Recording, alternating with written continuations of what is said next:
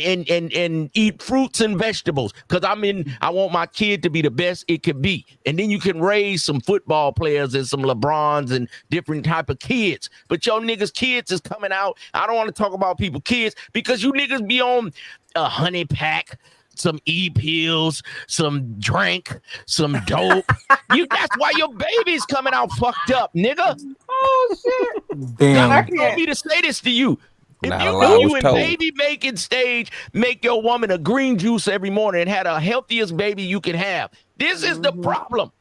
They trying to hold the black man down, nigga. Farrakhan is talking to me right now. Oh my god. Oh yo, did that rhyme? Did that rhyme? And I tried to do it, nigga. And I tried to do it.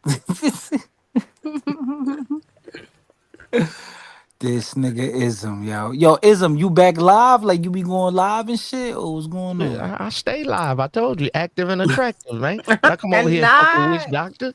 I stay fucking around. I'm gonna start going live, but I just be busy right now. I'm building. I'm trying to put something together for the third quarter. So when my nephews that's in the second quarter, you know, your first quarter 1 to 21, 22, okay. You're in the second quarter, you're 22 to you 37, 38, 40. You got to get it together. But when you turn 40, that's when a man really kick in the gear. You get in your 40, you got 3 gray hairs, nigga. You supposed to have some shit put together. So by the time you get into your third quarter, your fourth quarter is when you're supposed to live your life out after 65. And you got to stay in shape. So we can't be belly up at 42. You got to be in shape like Fighter Complex and Uncle Ism, and you can still live at 65 and enjoy your life and travel the world with a young bitch. So here's the thing, Fighter Complex. You compared me and this man together. I never really paid attention to your physique like that. I'm trying to help you, me niggas, and man. Ism is different. I'm really trying to help you, man. I'm in the third quarter, so I don't have time to go live as much, but we was in the pandemic. But you know, I was the 2020 Rookie of the Year up in the YouTube space. You know it. The 2020 Rookie of the Year. Go ahead, check the records, fax it up. Stop playing with my name. But now I'll come back just a little bit. Come over there and fuck with me. But I fuck with Witch Doctor right now. So you understand me? It's all good. It's all good. I'm inspiring you young niggas. Look at the chat going crazy. Numbers going up. You understand me? They know my shit real. You understand me? Oh, you're a comedian in real life, huh? I'm funny. Yeah, Uncle is funny. Uncle was roasting Uncle Jeff. Y'all missed that shit. And that nigga, I just looked at his page. You let a regular nigga roast a comedian. That nigga comedian, and I cooked him. So I might do need to get up on stage, huh? I didn't know I roasted a comedian. When we doing the next roast? Now I could actually see Uncle Ism doing stand up for real. Could you? He could. Where? He couldn't. Nah, because the man ain't even doing no rehearsed routine. Why you disrespecting me, Fighter? Come on, man. Let that man go. You could be dropping your left, nigga, and I'll right cross your ass one time. Nigga, I said, come on.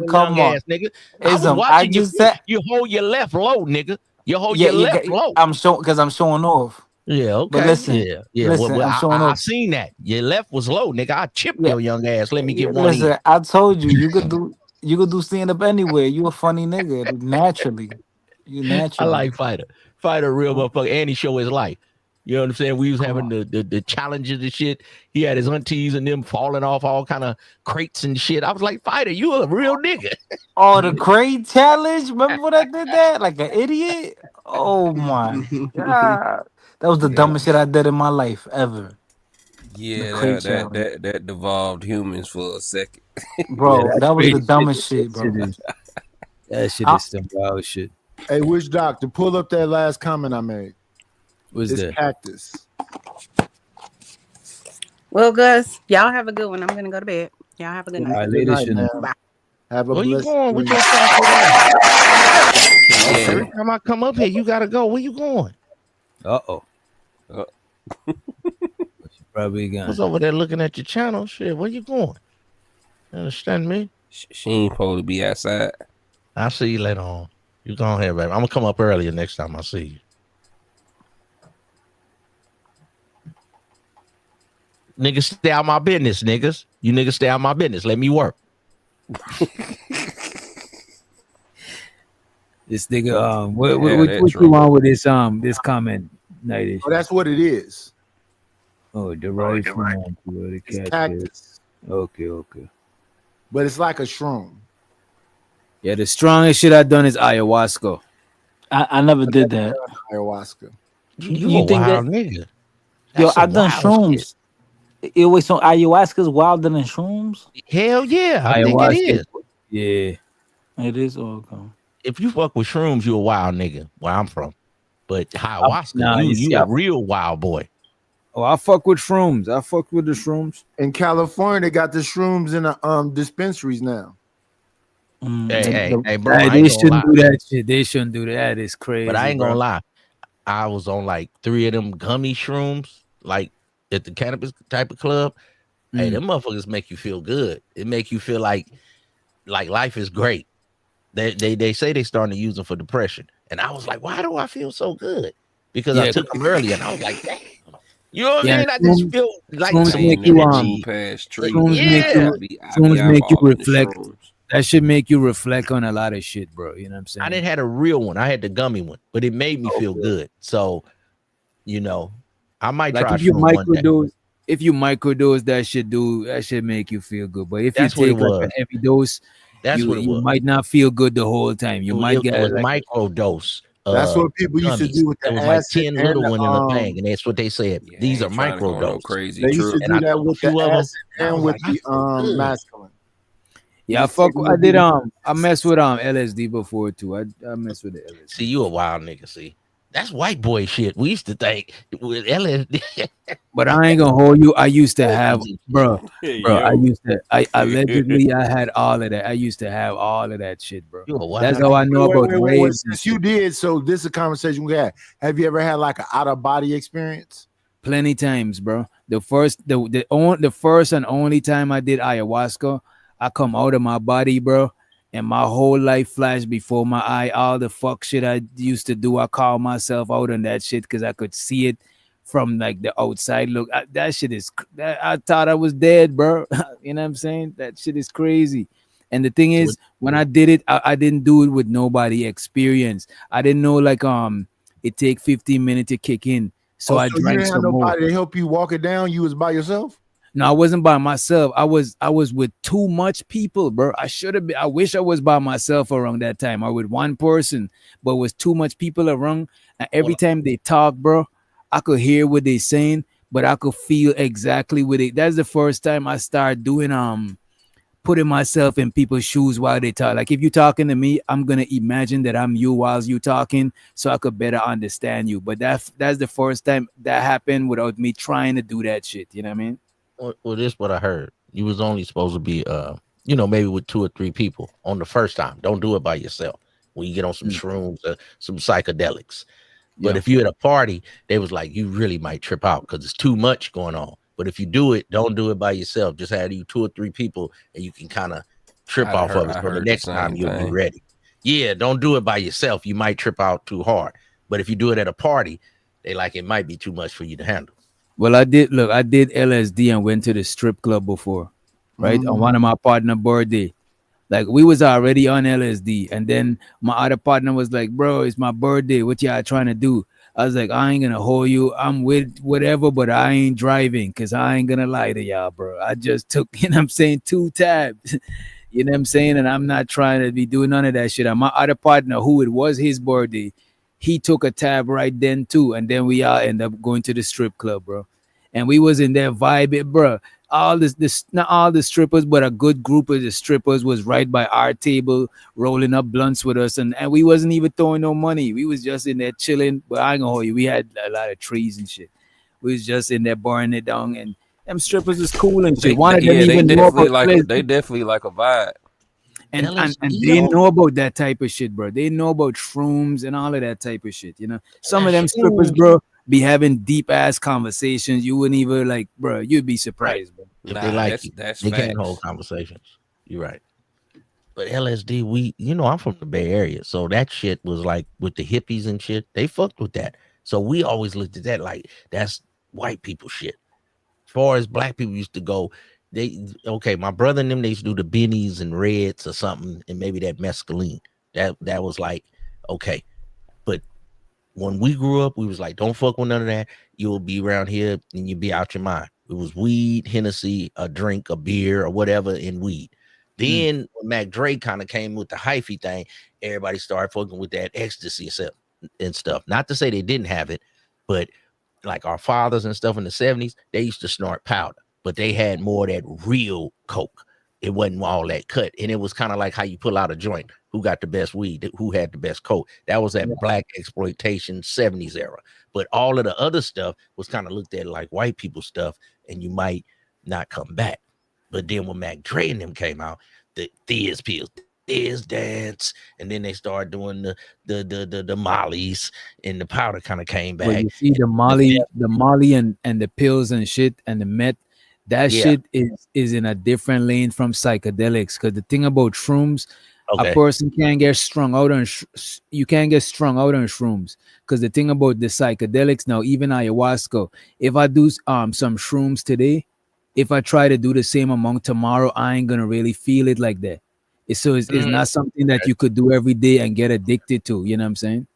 Well, the ayahuasca, I seen that on like Vice. I thought they do that in the backwoods of Colombia somewhere. I didn't know people, maybe in Florida, y'all some wild niggas down there, but ayahuasca was like supposed to be in like the backwoods somewhere in another country. In Peru and Brazil. But the thing is, back in the day, we used to get every shit allegedly from the Silk Road online on the dark web.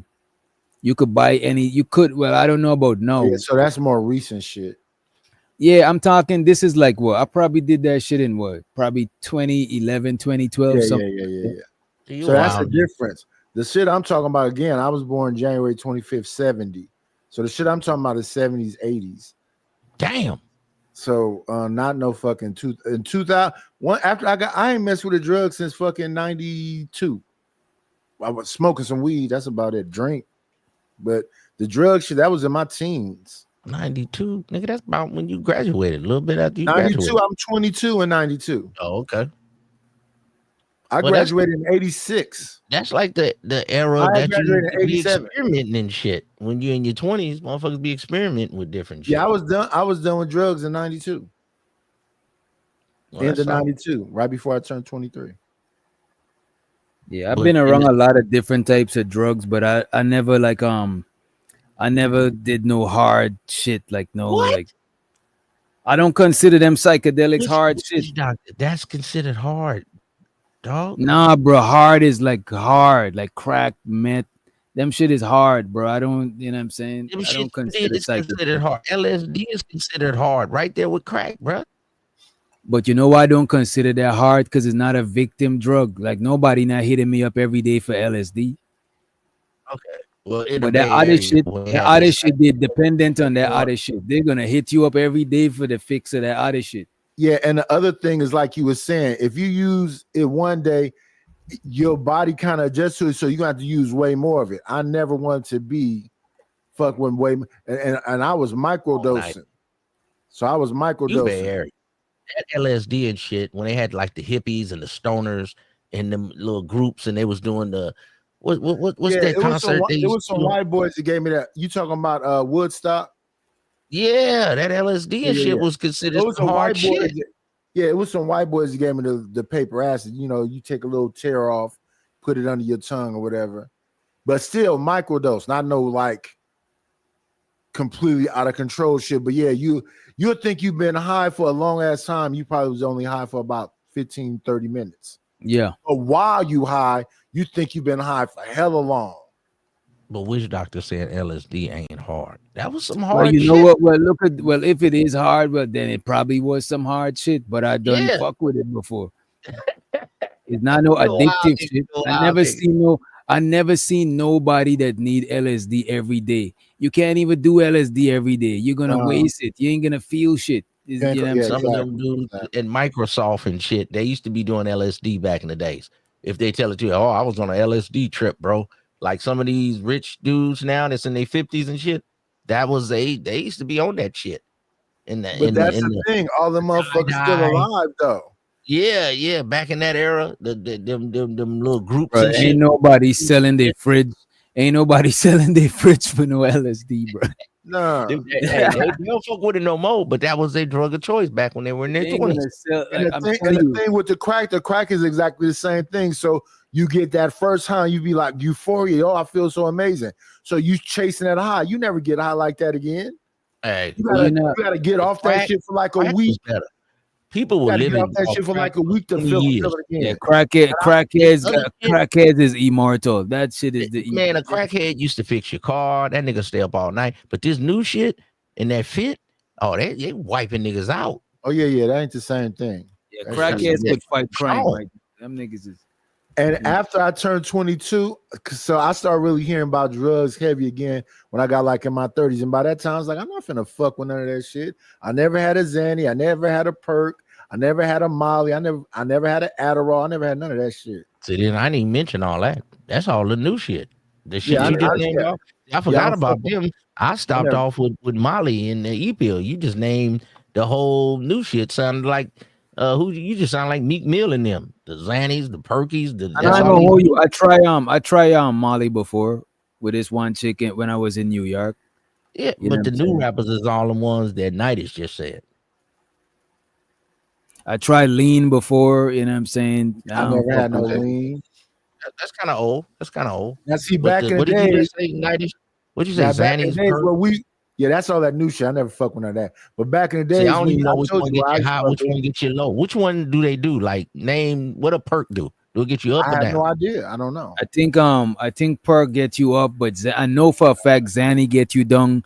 I know Adderall get you up, focus as fuck. You know what Football I'm saying? players be using that shit. Them Yeah, Right, I never been into popping pills Right. and So no shit back like in the day, the old drugs, So if coke you could guys get can you up. get a The coke could salvia get you up, over the right? counter at the Put it smoke down, or shop, they used to Wait a have, minute, that Vato. shit, that shit's Wait a good. minute, Vato. I know you heard coke and you got excited. You know what I'm yeah, saying? yeah. Wait, let me help my nigga Vato up since he just got up here. Doom, doom, doom, doom, doom, doom, doom, doom, doom, doom, doom, doom, doom, doom. Doom, doom, doom, Come doom, on, doom, man.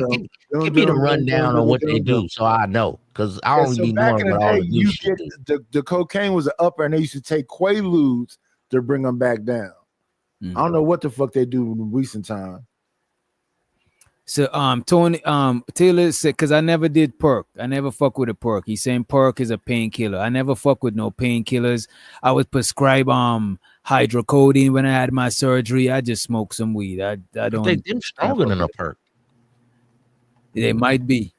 Adderall is a stimulant. Adderall get you focused, but you know what would get you focused? Microdose with some mushroom. Put some mushroom in your coffee, I feel good and on you that be mushroom. focused as fuck. You know what That I'm saying? motherfucker, I was like, why do I feel so good? It's like I took Right. that fucking gummy earlier. You know what I'm saying? I was like, oh, I feel good. You know what, That Unc? make you People feel who are good. addicted to certain shit, that mushroom will take you off your addiction. Because when you get off a mushroom, you don't even crave sugar. You don't. All you want to eat is some fruits. You don't even want to. I can't be on mushroom and eat no steak. I would just throw up smelling that shit. Well, that's what they say Yeah. they're trying to do. They're trying to legalize the mushroom and the microdose because Right, because the mushroom can get you out of and it make you depression. feel good instead of being in a Because the depression. mushroom will get you out of Yeah. depression, right? Yep. It Mhm. also make Come you on. more human. It makes you more in tune with nature and the plant. Right. Probably So- our ancestors. But here's used the to thing, though. mushroom. You can't be like fucked up and take a mushroom because whatever Nah, you you'll be more fucked up. it's gonna Right. intensify your feelings. So if you like angry, let's say you angry and that shit is gonna intensify your thoughts. Mm-hmm. A lot of times when people are, because I remember, man, my spot used to be the chill spot. Everybody come to and kick it and smoke and shit. And some people, they'd come to my spot to do shrooms because where they was at, they didn't feel safe. They know I put on the music. I got the lights and shit. You know what I'm saying? Listening to the meditative shit. I got some drums and shit. I done walk people through their trips before, bro. People done call me before on the phone to talk them through their bad trips and shit. Because a lot of times when you get in bad trips, it's because you ate some shit fucked up in your stomach and you get in a bad trip due to the mushroom traveling through your stomach and you just feeling that shit and it making you have like bad thoughts. Sometimes if you get in a bad trip, you just throw up or you just make some ginger tea to tame your stomach and you be good to go and shit like that. You know what I'm saying? Microdosing, you will never have a bad trip on microdosing. But I took the Yeah, whole you eighth, can't have and I didn't even yeah, want you to go can't have outside, bad bro. trips The on air, microdose. it was scaring me, dog. Like I was stuck on stupid. Again, Vato. Doom doom doom doom doom doom doom doom doom doom doom doom doom. You don't know what that is, Vato? The thing about No, what people is when that? they're on mushrooms, one of the first things they do is try to like call family members, and I done seen hella people before, and people That's call the me before, and but that's people the call worst thing to family do. They should members. call you. Yeah, and people Nope. is like expressing how much they love them and crying on the phone. Like people do that shit out for some shrooms, bro. No, Shit no, had but me. Vato, you don't know what that is, though. No, Trying no. to say he on ice. No, no, no. That's ice, baby. That's the music to it. Doom, doom, doom, doom, doom, doom. Vanilla Oh, Ice, shit. bro. Ice, Vanilla Ice, baby. bro. But which doctor? You forgot Andre Brown. He said I Epic sniff fail. snuff and smoke crack. You forgot to give him his money kind of things. Wait. Let me see. Oh Yeah, he cooked me up in the chat. Oh, Go on and give him his. so the Andrew Brown. He says, "Sir, ism dip snuff and smoke crack at the same time." What is dip and snuff? That sounds like Dip and some. snuff. That's some shit pirates used to do on ships. So he calling ism Baseball old. players. Oh my god. No, no, no. Money counting team. Money counting team. Money counting team. Money counting team. Money counting team. Man, this nigga took it way back to pirate days. Yeah. So baseball players chew it and spit that nasty shit out. Andre Brown, Pirates- pull up on a panel then, soccer Pirates doctor. dip snuff. You talking about me in the chat, soccer doctor. Pull up Yo, on why the do panel people then. why do people be chewing that tobacco stuff? One time I tried to test that shit out, and that shit made me throw up, bro. It's That shit disgusting. hurt Yeah, my it's stomach. horrible tasting. That was I like don't me know with why they do that cigarettes. I tried a cigarette It's one kinda time. I horrible was for like, your I don't teeth. like this. I Yeah, I never don't like touched a cigarette again. Same. I tapped one and I was Oh, like, you're gone, brothers. yeah.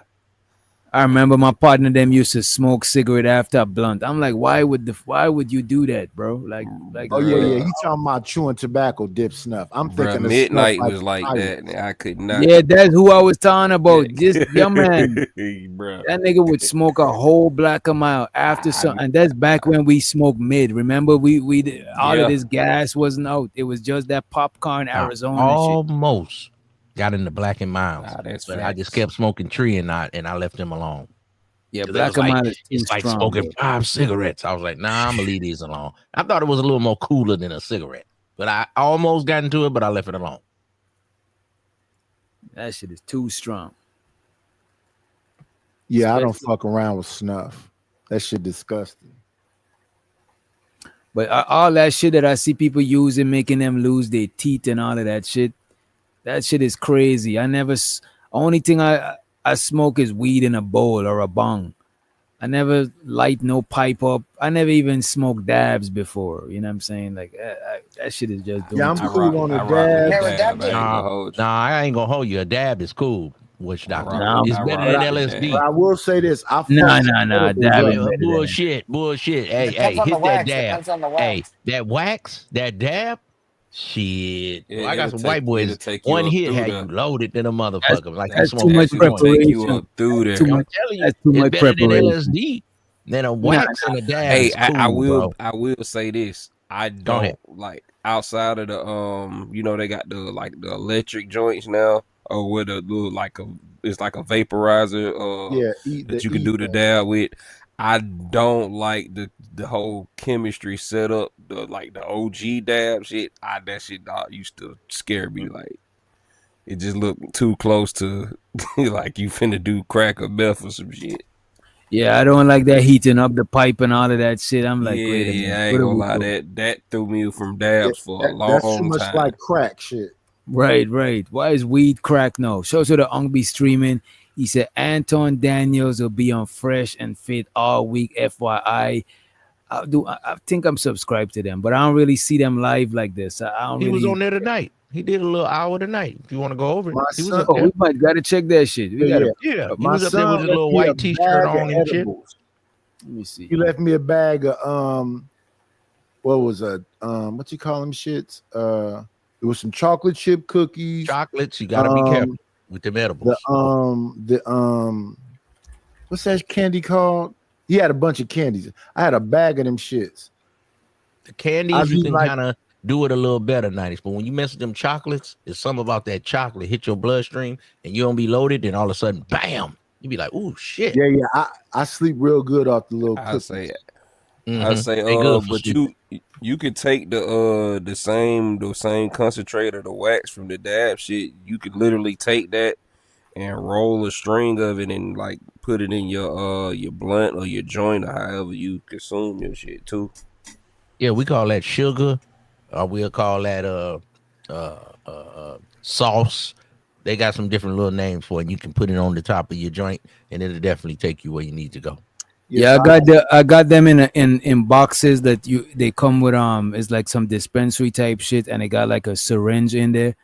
And no, it's not ain't got no needle, but in the Yeah, syringe it got dabs, and you ooze that shit in your blunt. You know what I'm I saying? need to grab one of them, man. Shit, shit, damn. Just hit me, bro. It's being hot. It's kind of being hot right Just now. hit me. Yeah, I had some gummy edibles, some Skittles. Skittles, some little hard candies, and then the chocolate chip cookies. Yep. Sauce, wax, crumble, all of that type of stuff. Man, sometimes I like if your tree ain't that good, you can put some of that on there and it'll take it up a couple notches. Right. I Shout for the Hungry just don't streaming. want it. Appreciate you for the super chat. My bad. Money counting thing. Money counting thing. Money counting thing. Money counting thing. It's money counting thing. Money counting thing. Money counting. My bad, y'all, but I gotta dig up the man's motherfucking super chat. Give me a few minutes. Y'all rock out. I'm about to come back and I got the video queued up. I got the Fresh and Fit video with Anton queued up. Give me like 2 minutes. I heard about the moon rock, but I ain't never fucked with it. I rock with the moon rock. It's the same. It's literally just wax with keef. Yeah, moon rock is cool. Sometimes they got moon rock and then they put it around some tree, a bud. Yeah, put the moon rock on it and put some keef on it. That's cool too. Yeah, then the keef. Yeah, you know I'm in Cali. I done went to festivals and stuff, so I done seen it. It's just bud, wax, and keef. Yeah. But if it's well cultivated, man, it's definitely. And I will say this, because it's a concentrate, you're gonna get more of a flavor palette than you would with regular bud. That's the huge difference. Whenever I've had moon rock, like you literally taste your tree. I think the older smokers, I was just riding home thinking about this. I said, these young people, they're just not motivated. As my father say, they don't have no drive, son. So I think the weed damn near too strong. Cause when we had it, it was strong. Now that it's got stronger, but we older. So we, as my mom used to say, don't disrespect the weed. Y'all roll it up too fat. My mom used to roll maybe a 10 or 15 little joint. You know how some people roll a eighth in a backwood. My mom say you abusing the tree. And it got a lot of young people lazy. Damn sure. Hey, I ain't gonna You know what lie, I mean? Mama and them back in the days used to roll a little pinhead and smoke. These youngsters, they rolling real cigarettes and they stuck. They don't want no job, no motivation. Go ahead. Back in the days, we fire up before we do some shit. Now that shit that they smoke, you better smoke that after you be productive. But it's different age groups, Doctor. Like when I was younger, we had shit like Acapulco Gold, Hawaiian, Sinsemilla. Oh, they'll be mad at that. They'll be mad at that. Chocolate tie, that cess, all that. Oh, they mad at that. Yeah. That's Reggie. That is Reggie. I was waiting till you finish because none of that shit ain't hidden right now. All that purple I'm just haze, saying, but purple I'm haze saying ain't that, even hitting right now. but what That I'm shit is saying is that fucked up. wasn't nobody trying to get it. So like the older people now, they go to what I know Ism know about this. They'll go to the dirty people and get that big ass sack of weed with the sticks and the stems in it, and they get some of that dispensary Oh, nah. shit. Anybody know? Anybody Yeah. know They're that not if you trying to got, get that high. bro? Anybody know that if you got some Reginald, especially that Texas brown with this that shit that's so compressed, a fucking small ass brick is probably an ounce, and it's just compressed as fuck. I do The not only miss people that sticks and fuck with that shit. stems. We used to The call that only people Metro that What fuck I'm weed. with that. saying I is do that Look at not this, the but miss old sticks wait a and minute, wait a stems. minute. The only people that fuck with that shit is old people and people that do hard shit that they trying to mix that shit with. well, that's You what know? I'm Call talking that about. that The old Mexican heads where weed I'm at, when it's they get compressed Right. that like that. DP That's what weed, we right? called it. It And is then get some Mexican with some weed. of It this is from that strong should ass be shit. that That's shit is that 32 Texas grams or shit. better. No, they get some of that strong shit and mix it together. Because when they was younger, they didn't have that strong ass weed. Yeah, that's where the only older people buy Reggie, bro. Younger people Nah, Okay. don't. yeah. Even Remember what I this was saying? Mexican brick weed, That's them the niggas can't get. Them niggas Okay, that's can't. the remember, but distinction remember I'm what I making. was saying? How the kids now, they sperm coming out. So that's why some of these kids getting all these. I don't want to talk about nobody kids, but I never seen so many kids having diseases and autism and stuff, y'all. Niggas was made of dirt. Look, you know what I'm saying? Everybody, kids was coming out here. We didn't see it as much. It's starting to be regular that the kid got some kind of mental illness and get a check and just take the check and shut up. Like, why are so many of our kids like, even a motherfucking beautiful player like me would come out? Then you would have a fucked up nigga like 90s, but at least he healthy. He I'm fat as hell. crying. He in a wheelchair, but at least he's moving and shaking. Now we got kids with Down syndrome. Where did this shit come from? Is they putting it in us? Or is the weed? What's going on? Well, some happen because some stunted your growth, midget. The fuck is you saying? I might be in a wheelchair, but I was 6'2". That was pretty I good. was fucking That was on pretty something good. you was in love with. That probably Cut it was your out. best joke of the last 3 weeks. That was a pretty good one. But I'm just saying, fellas, I never seen so many kids with personal and stuff wrong with them when they coming out. So you can't claim 6'2" if you got to sit down all the time. I I'm don't have just to saying. sit down, but it sounds good. I'm- And I ain't I'm never just- heard I'm so just many messing men. with you. I've And then never they, heard so they many give us a men. check 1 second, and sir. then Let me tell get us this to one deal off with it. you. One more joke. I've never heard so many men fascinated with other men's standing ability. Yeah, you should have said that. What you want me to stand up for, nigga? Say if your trying to woman see? like you in a If I wheelchair, stand, wait. Let me it's get on good. camera. Let me turn this camera on Man, right and quick. chill out turn it on for then, Let me nigga. give chill me out for I 1 second. take your No. breaks I hear off. what you're saying. What you want me to stand up for? Because if I stand up, what's gonna be in the camera? Chill up for I take your breaks off. Look at that Mac hat. Nigga. Wait. What I'm saying is, what you want me to stand up for? What you trying to see? Because I know what will be in focus if I stand up. Cut Your your camera belly, on, nigga. sucker ducker. Yeah. Your Weird belly, ass nigga. young niggas. Cut your weird ass camera young on, niggas. sucker ducker. You weird ass young Your niggas. belly, nigga. Nigga, he got that Mac and hat what's on. What's up under that belly? Some good ass dick, pussy. Cut it the fuck out. Pause. Heavy pause. Whoa. What a Wait, whoa, partner, whoa. Pause. Come on, man. Oh man, you ain't cut on your camera. That's my cue, man. I'm finna go lay Oh down man, with you my ain't kids, cut on your man. camera. Yeah, get up out of here, that sucker. man heard about You dick and ran. say he finna go lay down. That's You crazy. ran, nigga. Wait a You minute. ran. Wait, whoa, partner, whoa. Pause, man. Yeah, I think That nigga man. said that's my cue. I heard about that. Mm. You ran. You didn't cut your camera on, sucker ducker. Go on to sleep. Y'all a couple or No, something? go to nigga? sleep, What's nigga. happening Don't here? try to start talking. You said you was gone. Get up out of here, a couple sucker. or something? What's happening here? Don't worry about it, nigga. I'm not. Well, bye. Y'all Get up. y'all got Good it. night. When you come back, cut your camera on. Night say you a it's sucker. time to go. Doop. Where y'all says that where y'all saying in the chat that after which show y'all talking about? Yeah, I the don't beat see- twins you- up here I tripping. think you gotta put in there Anton Daniel Fresh and Fit. I just seen it come through my timeline somewhere. I thought you was get up out of here, sucker. You damn nigga. Yeah, they say he was up there, but now they saying to do the after hours one.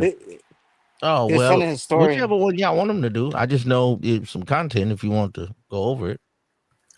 Well, you probably talking about his visit on Fresh and Fit. To have a man. Welcome. Well, I got one that said Anton Daniels apologized to Fresh and Fit. This is crazy. Let's see what this is. He been working with Myron for a minute now, though. Yeah. I mean, hey man, I don't see. I'm not surprised. That's the only reason Night is over here. So when you blow up Witch Doctor, he can get some runoff.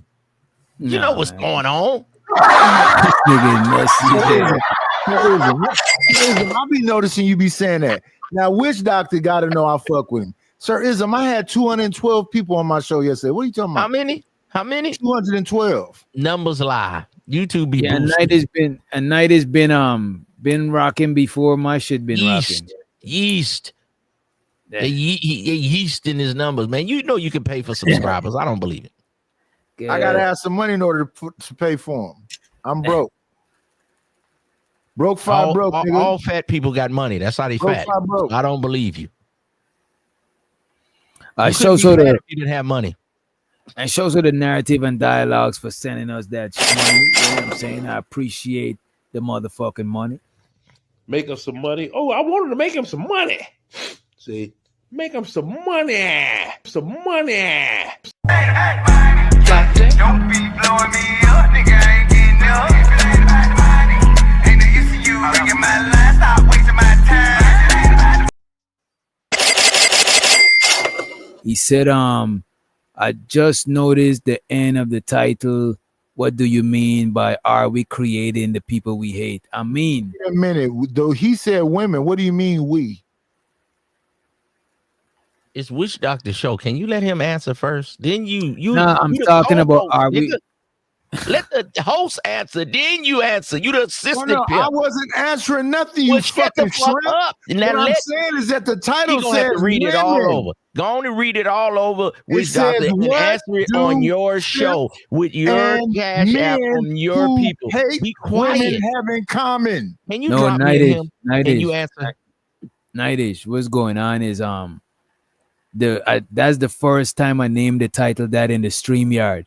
But I went to the video on YouTube and switched them around. So the last one is are we creating the people we hate? And the first part of the title is what do Simps and men who hate women have in common? And we should have changed it. Okay. Yeah, switched it around.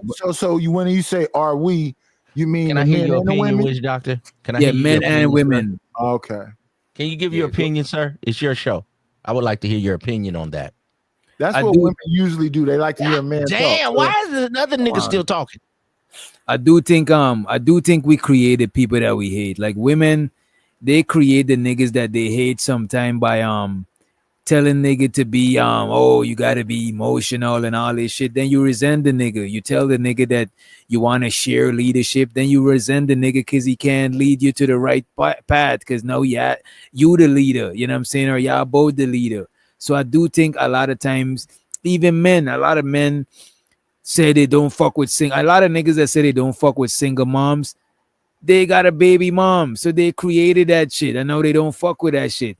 You know what I'm saying? A lot of niggas say they don't like a big girl. They laid up with a girl, feeding her all of these snacks, and now she got big. You know what I'm saying? So a lot of people do create the people that we say that we hate or we don't fuck with, you know what I mean? And I think it's different time periods. Respect. Because I be hearing people up here talking about their mama told them how to be like nice to women and all this other shit. My mother said, don't let one of these pissy tail heifers just run you around by your nose. So she didn't talk like that. But that's not a majority of women. That's not a majority of moms, though. You got it. In the 70s, I think so. Oh, probably. So your mom told you don't be eating booty like these. Don't eat the groceries. We don't know nothing about your face smell like this. Let me ask you because you 54. I'm just saying. You said piss me tail. I'm asking you a question now. You made a statement.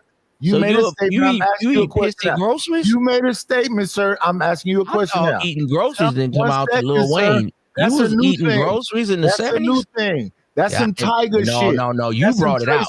You brought it out. That's some Jania Aiko shit. Nah, nigga, that's Teddy Pendergrass, nigga. Teddy I was Pendergrass, a you grown old man when that school. shit came out. Nigga, that's some Since dramatics, you nigga. made You a said statement, pissy let me tail ask you a girl. question. You was I'll putting wait. your face in piss. You was eating grocery Since piss you made a statement, I want to in the ask you a question. 72. Blue Magic. Temptations. Isley Brothers. I never heard the Al Isley Green. Brothers talking about eating ass or Al Well, I'm Green. just letting you know in the 70s that exactly. I thought it was Lil Wayne, but you was doing it early. So you are the original. So that's why I said you made a statement. You made a statement. I want to ask you a question. Well, you go made ahead. a statement. I want to ask you a naming off question. the groups that you listen to. They never said that about eating ass, though. That's crazy. Slave. Well, you said pissy tail girl. Don't put your face in all there. them groups you naming. 1 second, sir. Let me help you out because none of these people in this chat know what you're talking about. All them groups you name it is my life. Look it up. 1 They have a thing second, called sir. Google. Those are my parents' groups. They have a thing called Google. All them groups right there. Do you understand how old Ronald Isley is? I'm trying to help these young people fall in love. Do you know how old Steve Arrington is? Stop eating. Do you understand how old Jeffrey Osborne is? See, if you listen to Jeffrey Osborne, you'll fall in love. I'm asking you, do you understand how old? You're trying to say that that's my really music. Be winning out here. No, I am of the hip hop generation. Don't I run am of behind the a hip hop pissy tail generation, girl. sir. He had his Your face name in is shit. this. No, sir, He's a you're wrong. Face boy. He's NWA. When For the Love of You came out, I was a child. I'm just saying, you know the titles. My point is that wasn't my generation. My generation would be Curtis Blow, Melly Mel, LL Cool J, You Run was DMC. eating I'm of in the the hip-hop 70s era. when I'm naming these groups, the Dales. The Dale. Yeah, that's the 70s. That's I was when a baby. You was eating tail. Stop eating tail. That's crazy. You making a statement, I want to ask a question. That was Lil Wayne shit. Stop it. You making a statement, I want to ask you a question, Midget. Well, ask the question. Ask the question. Hey, Midget. I'm not asking you now. Well, Midget, let me ask you a question. I'm not Bro, asking you can't. You can't ask the man a question and throw shots and expect him to Okay, let so you let me ask. say this. it. Sirism. Sirism. Nope, I don't want to talk to you right now. I can't hear you. I Since muted you eye level with an asshole, how would I it be muted you you that would be because I'm eating on my booty before me? Since you eye level with an asshole, why would it be? I'm on my paper chase. Why would it be me? Why would it be me instead of you? Mute that hoe.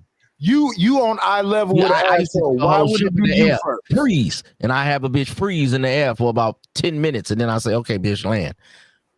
I can't hear you. You're muted by my paper chase. Ah, fuck. Let's run the clip. This is Anton Daniels apologizing to Fresh and Fit. For the show, bro. Man, I appreciate you, bro. Yeah, man, we're happy to have you here, bro. Well, before we get started, can I say something? Sure. So, look, I like watching these type of settings because I could read everybody body language and just read between what is being said. People is full of shit when they talk, but when you just watch body language, you'll see. Don't get me wrong. Sometimes what they're saying, shit do be valid. You should pay attention. But they could only be full of shit, or they could mostly be full of shit with words, but with words and body language put together, then you get to see the consistencies and shit. Right now, Anton just big dog Fresh and Fit. I think Anton is doing better than Fresh and Fit them right now, better than Myron, because he just big dogging them. You know what I'm saying? Appreciate you, bro. Yeah, man, we're happy to have you here, bro. Well, before we get started, can I say something? Sure. You see, he just big dog the whole situation. You know what I'm saying? So to Anton. To have him, man. Welcome to the show, bro. Man, I appreciate you, bro. Yeah, man, we're happy to have you here, bro. Before we get started, can I say something? Sure. So I have to do this in person because I just want to make sure that that the audience and the people understand something. That I think that is very, very appropriate for me to apologize to these guys in person. Man. I have to. And it's not just for me, it's to establish a cultural norm that people need to address things accordingly. And when they make mistakes, they need to apologize, right? So first of all, I just want to say I apologize to you guys because... Thank you, bro. You don't have to do that. Well, man. nope, I got to say it. Because earlier, years ago, I chose sides in situations. You see this? This is crazy. Anton, remember Fresh and Fit then was beefing with Kevin Samuel. And Kevin Samuel is Anton Daniels, man. So Anton probably defended Kevin Samuel and shit on these niggas. No, but he Kevin definitely Samuel, did. That's exactly what he did. Could we find that? Could we find the clip when he shit? Because somebody sent us the clip when he was shit. Yeah. If you're gonna do that though, you want to get the clip where Kevin was cool with them. What I'll find it. Give me a second. Go ahead. Please do. And I'm about to save this one. Let me open another tab to find this. Hurry up, nigga. You know you the assistant pimp. Go find it, nigga. Hurry up. Powder me up. No, I don't like that, man. Hurry up. Let me see. Anton versus Fresh and Fit. Let me see what the internet produced.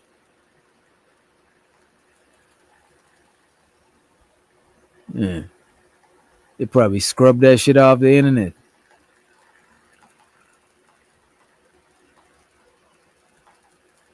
Anyway, let's play this one. We'll go back to that. Night is about to find that shit. Appreciate you. Okay, here you go. Let me pull it up in the back. Back when he was cool with them. So this is when Kevin was cool with them niggas. Yeah. And I'm gonna find a part where they broke. All right, here we go. I've been here for a few minutes. Hey guys, how we doing? We're good, Kevin. How are you? Good. So the ladies are in the middle. Her name is Sable.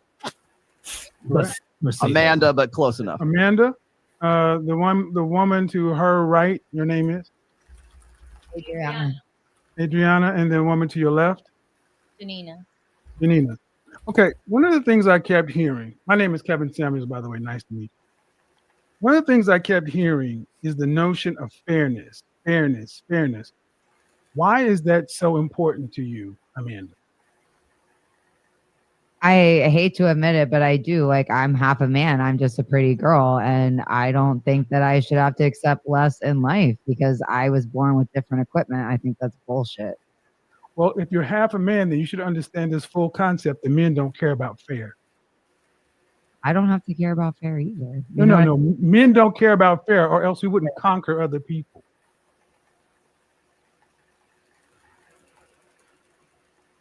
You're of European descent. Looks like you're from. The people are from the Caucasus Mountains. European descent. I Huh? I am very white. Yes. That's fine. And some of them, and there's a lot, and between a lot of warring tribes, Germania, the Franks. If we cared about fairness, we would just let everybody stay on their land. Vikings wouldn't have raided and pillaged. England would have stayed on its island. Scotland would have been all right. Ireland would have been all right. Matter of fact, Hong Kong wouldn't have been a British protectorate for how many years? Oh, until the last, 30 or 40? Men don't care about fair. We conquer. It's winners and losers. Right? You're half a man. I didn't know that only men were part of conquering. Well, name me some great female warriors that have dominated the planet. Well, I mean, I'm learning new education here, which is only men conquer. No. I mean, that's what you're telling me, right? No. Well, see, what I'm not going to do, I'm not going to switch that. I'm asking about fairness. And I said about fairness. Why is fairness so important? You said because you're half a man. Because if you expect something of me, I should be allowed to expect the same of you. And if you can't offer me that, you don't deserve to be in my life. But that has nothing to do with fairness. It has everything to do with fairness. No, fairness means you get an opportunity. Fairness doesn't mean you get an outcome. You get an interview, not guaranteed a job. No, you're not. But I work very, very hard to ensure that I keep it. Well, if that's the case, you should. If that's the case, right? If that's the case, then if that's the case, you should be able to secure the things you want. So you should have no problem. Obviously not. Not when men are out here believing like you don't. Now I can stop this. This is when they was cool. You want the part where they have a conflict? Yeah. Let's get to that part. All right, so let's get to that part. This is where Myron confirms the conflict. Let me see.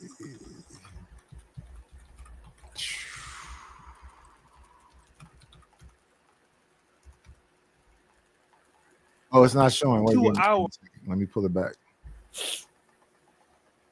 You got to pull it up. There you go. All right. Confirm their issue with Kevin Samuels. Let's get right to it. He did ask us to push our show back, which we did on several occasions. For 2 hours. For 2 hours. Like, you guys understand something, right? To get the girls in here all ready for the show, Chris has to do a lot of work. Yep. It takes. This is back when Allende was recruiting too. It takes time to get girls in here at the same time to do a show. So we're preparing while having a time for the show. Sometimes it gets pushed back because either someone's late, things are running a little bit behind schedule. The sound, the audio, all for a live show, it takes time. So for us to have a time set, and then Kevin says, "Hey man, you know what? I would like you guys to start a little bit later because I'm starting this time. You know what, Kevin? We respect you. We're gonna push our show back 2 hours. We're just sitting here. Yo, and imagine girls waiting here for 2 hours for show to start. I had to babysit them the whole time, drinks, talk to them. Most of the girls have to work tomorrow morning, have something to go to. So, hey, Chris, when the show's beginning, blah, blah, blah. And I have to play that role where it's like, look, girls, I'm sorry, but this has happened, boom, boom, boom. Me and Mara explained it to you many times. Today, I understand. And some girls left. Like, we had 1-2 girls leave at one point. So it was like, we have to entertain a whole house full of women. And meanwhile, I was like, well, for who? It's our platform. So we pushed back the show for Kevin multiple times. And then you guys have to wait. Girls gotta wait. We gotta wait. And then you say, "Oh, guys, why you late? Oh, never on time." Blah blah blah. Well, so behind the scenes, guys, you don't see everything. So Kevin is definitely trying to tell us when to do our show. And respectfully, you were here first. However, hey Kevin, we need time to figure this out because obviously, we want to go with the girls. We got to schedule them. It takes time. No response. It's only when he wants something he responds to us. But when we say, hey, Kevin, can we work this out where we could do a time and show? No response. So what do we have to do? We're forced to do a show whenever we want because now you don't want to compromise our response to us. How can we work this out? Yeah, he stopped responding to us. We tried to work with him, guys. We tried, man. We really did try to work with him. And look, we made a lot of concessions for him. We took down our clips for him. Yep. When he did the debate with Amanda and he debated the other girl, we took the clips down so that he can have exclusive rights to those clips for his channel. We took those down. We moved our show back, and he would never respond to our calls or never respond to our texts. He said he was going to come to Miami in May. You guys are all my witness. Yep. He said he was going to come. He never came. We called him. He was ignoring us. We finally were able to get him on a call. Hey, Kevin, when are we going to do this collab? People are asking. It's going to be lit. Let's make it happen. He never gave us a straight answer, and he started ignoring our calls, ignoring the text. So what can we do? At this point, he's ignoring us. So I'm looking at it like, well, if you're going to ignore us and not respond to us, then we're just going to go back to doing what we were doing because we made all these concessions for you, but you can't even respond to us. So we're just going to do what we do. And here's the thing. I have no problem with Kevin. We have no personal issue with Kevin, but those are the facts. Yep. We tried to work with him. We didn't purposely put the show at 10 to battle him. We pushed our show back on multiple occasions for him. And you guys are my witness for that. And then when we called him and said, hey, are you going to come on May? He didn't answer the question. He avoided us. He didn't answer anything. The only time he will call me, guys, is when he wanted me to take down the clips or he needed something from me. He never called me for anything else. And that's the goddamn truth. And it hurts me to even say this on the air, but that's what it is. Yeah, it hurts. I want to say this now. Many other creators feel the same way.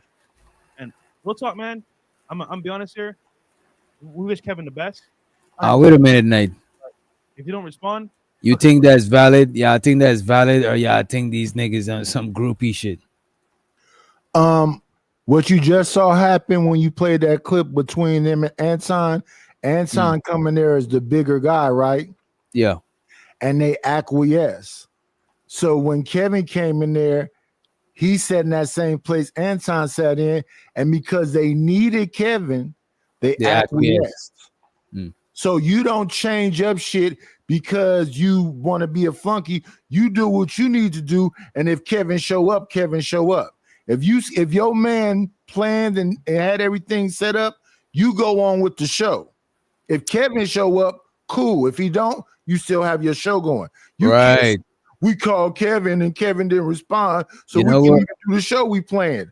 That's not how that works. I don't think I understand them complaining, but they gotta get over that shit. Cause even when I was having Umar daughter, she was been supposed to come over here, but she wanted a stack and I wasn't paying her no stack and shit like that. So when I told her, she told me like an hour before that she would do the show.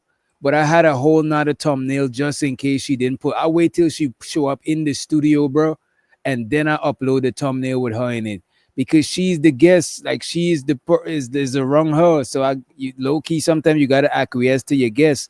I know I understand if they're doing ridiculous shit that is way beyond you where you willing to acquiesce with because they might not be that big. But you can't do that and know you mad. Like you don't have to do that shit, bro. Right. So that show I showed you when he was going up against the 3 white women, that was one of their biggest numbers for Fresh and Fit.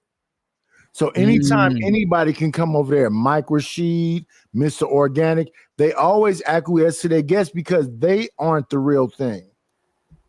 Right. So they've been exposed for being on sugar and sites and everything else. So and don't get me wrong, Fresh and Fit is something. Yeah. But they also benefit off these other people. They try to ride waves. Right. So if because they're not the wave, they're not the people who we looking for to them for information. They bringing on the people who giving the information. So they won't bring on Andrew Tate. They're gonna bring on Mike Rashid. They're gonna bring on Mr. Organic. They're gonna bring on Kevin Samuels. Now they're gonna bring on Anton Daniels. They always been respectfully dick riders. Right. So it's not Anton, it's not Kevin, it's them themselves. Because when Andrew Tate come there, he take over to the whole show. I see. They just go, yeah. So they always been doing that.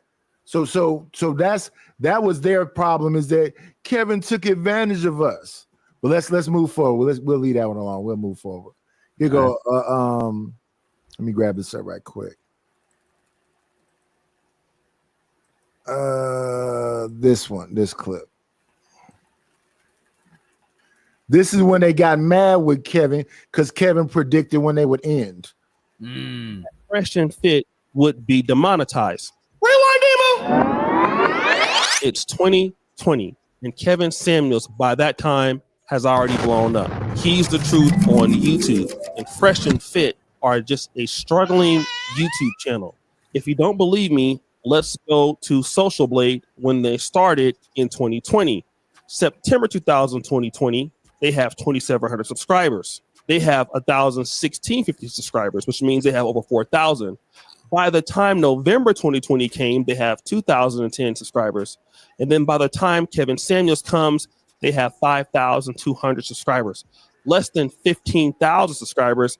And if you want to go look at their views for those respective months, there's 130,000, there's 165,000, there's 210,000, and there's 349,000 views. Kevin Samuels is already who he is during that period of time, and he's catapulting, which is why they wanted him to come down to Miami. And right there, that's when he was on Fresh and Fit with his leather jacket right here. That's when he was on the show. And they shut up and let him run the show like they're about to do with Anton. It's not Anton's fault. It's not Kevin's fault. It's their fault for not understanding when you get to 5 minutes of fame how to run with it. But let's let it go. We're going to let it go. And I don't see nothing wrong with them. I don't see nothing wrong with them letting like a guest honor do their thing or having a platform for other people. Because like you said, people ain't going there for their information. People going there because they provide a platform. But then to turn back and whine about it, like these niggas ain't held a gun to your head, bro. Like you got a pattern of doing the same shit and now you complaining about it. That is not no man shit, bro. Yeah. And it would have been better to just let it go. Because then you can say Kevin Samuels used to fuck with us. Andrew Tate used to fuck. But when you go and you say Kevin Samuels is selfish and he just now that don't look good. That look like you look like a bitch. You look like you crying and shit, man. Yeah. My thing is if I ever fucked with you and it was positive when I was fucking with you, okay. If it go left, then I don't want to be saying, oh, it went left and it went left because of this. No, whatever happened, okay, it ain't working out no more. But I still give you credit for the shit that you did that elevated me. The shit that Kevin did actually elevated them. Even the shit that Andrew Tate did, even though they went after Andrew Tate, it elevated them. Yeah.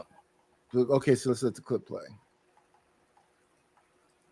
And the first ever episode that we saw with Kevin Samuels in Fresh and Fit aired December 12th, 2020. And the name of the episode was called Kevin Samuels explains high value, cold hard truth. If you don't believe me, let's take a listen. Women, maybe even older women, as to how to lock down a high value man. You know, you're getting 5,000 plus people watching you, asking these questions. What would be one of the biggest takeaway tips you could give to women in the current dating marketplace to lock down a high value guy? Stop. Because only 10% of you are going to get it.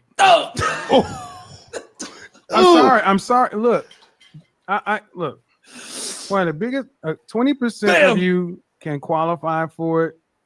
Maybe 10% of you will land it. And that's really what my show is based on. You can, I don't begrudge you wanting what you want, but are you an 8, 9, and 10? Well, actually, an adjustable 6, 8, or 9 in the looks. And are you an 8, 9, or 10 in the body? If not, move along. This is South Beach. So at that particular point, Fresh and Fit were begging Kevin Samuels to come back on. And he thought these were some young guys, so he kept doing it. And I want you to also look at this particular clip called Kevin Samuels Goes One-on-One with career woman Amanda. That was the first clip I showed you. And this episode here got 3.3 million views. Let's play an excerpt of that. Janina. Okay, one of the things I kept hearing, my name is Kevin Samuels, by the way, nice to meet you. One of the things I kept hearing is the notion of fairness. Why is that so important to you, Amanda? I hate to admit it, but I do. Like, I'm half a man. I'm just a pretty girl. And I don't think that I should have to accept less in life because I was born with different equipment. I think that's bullshit.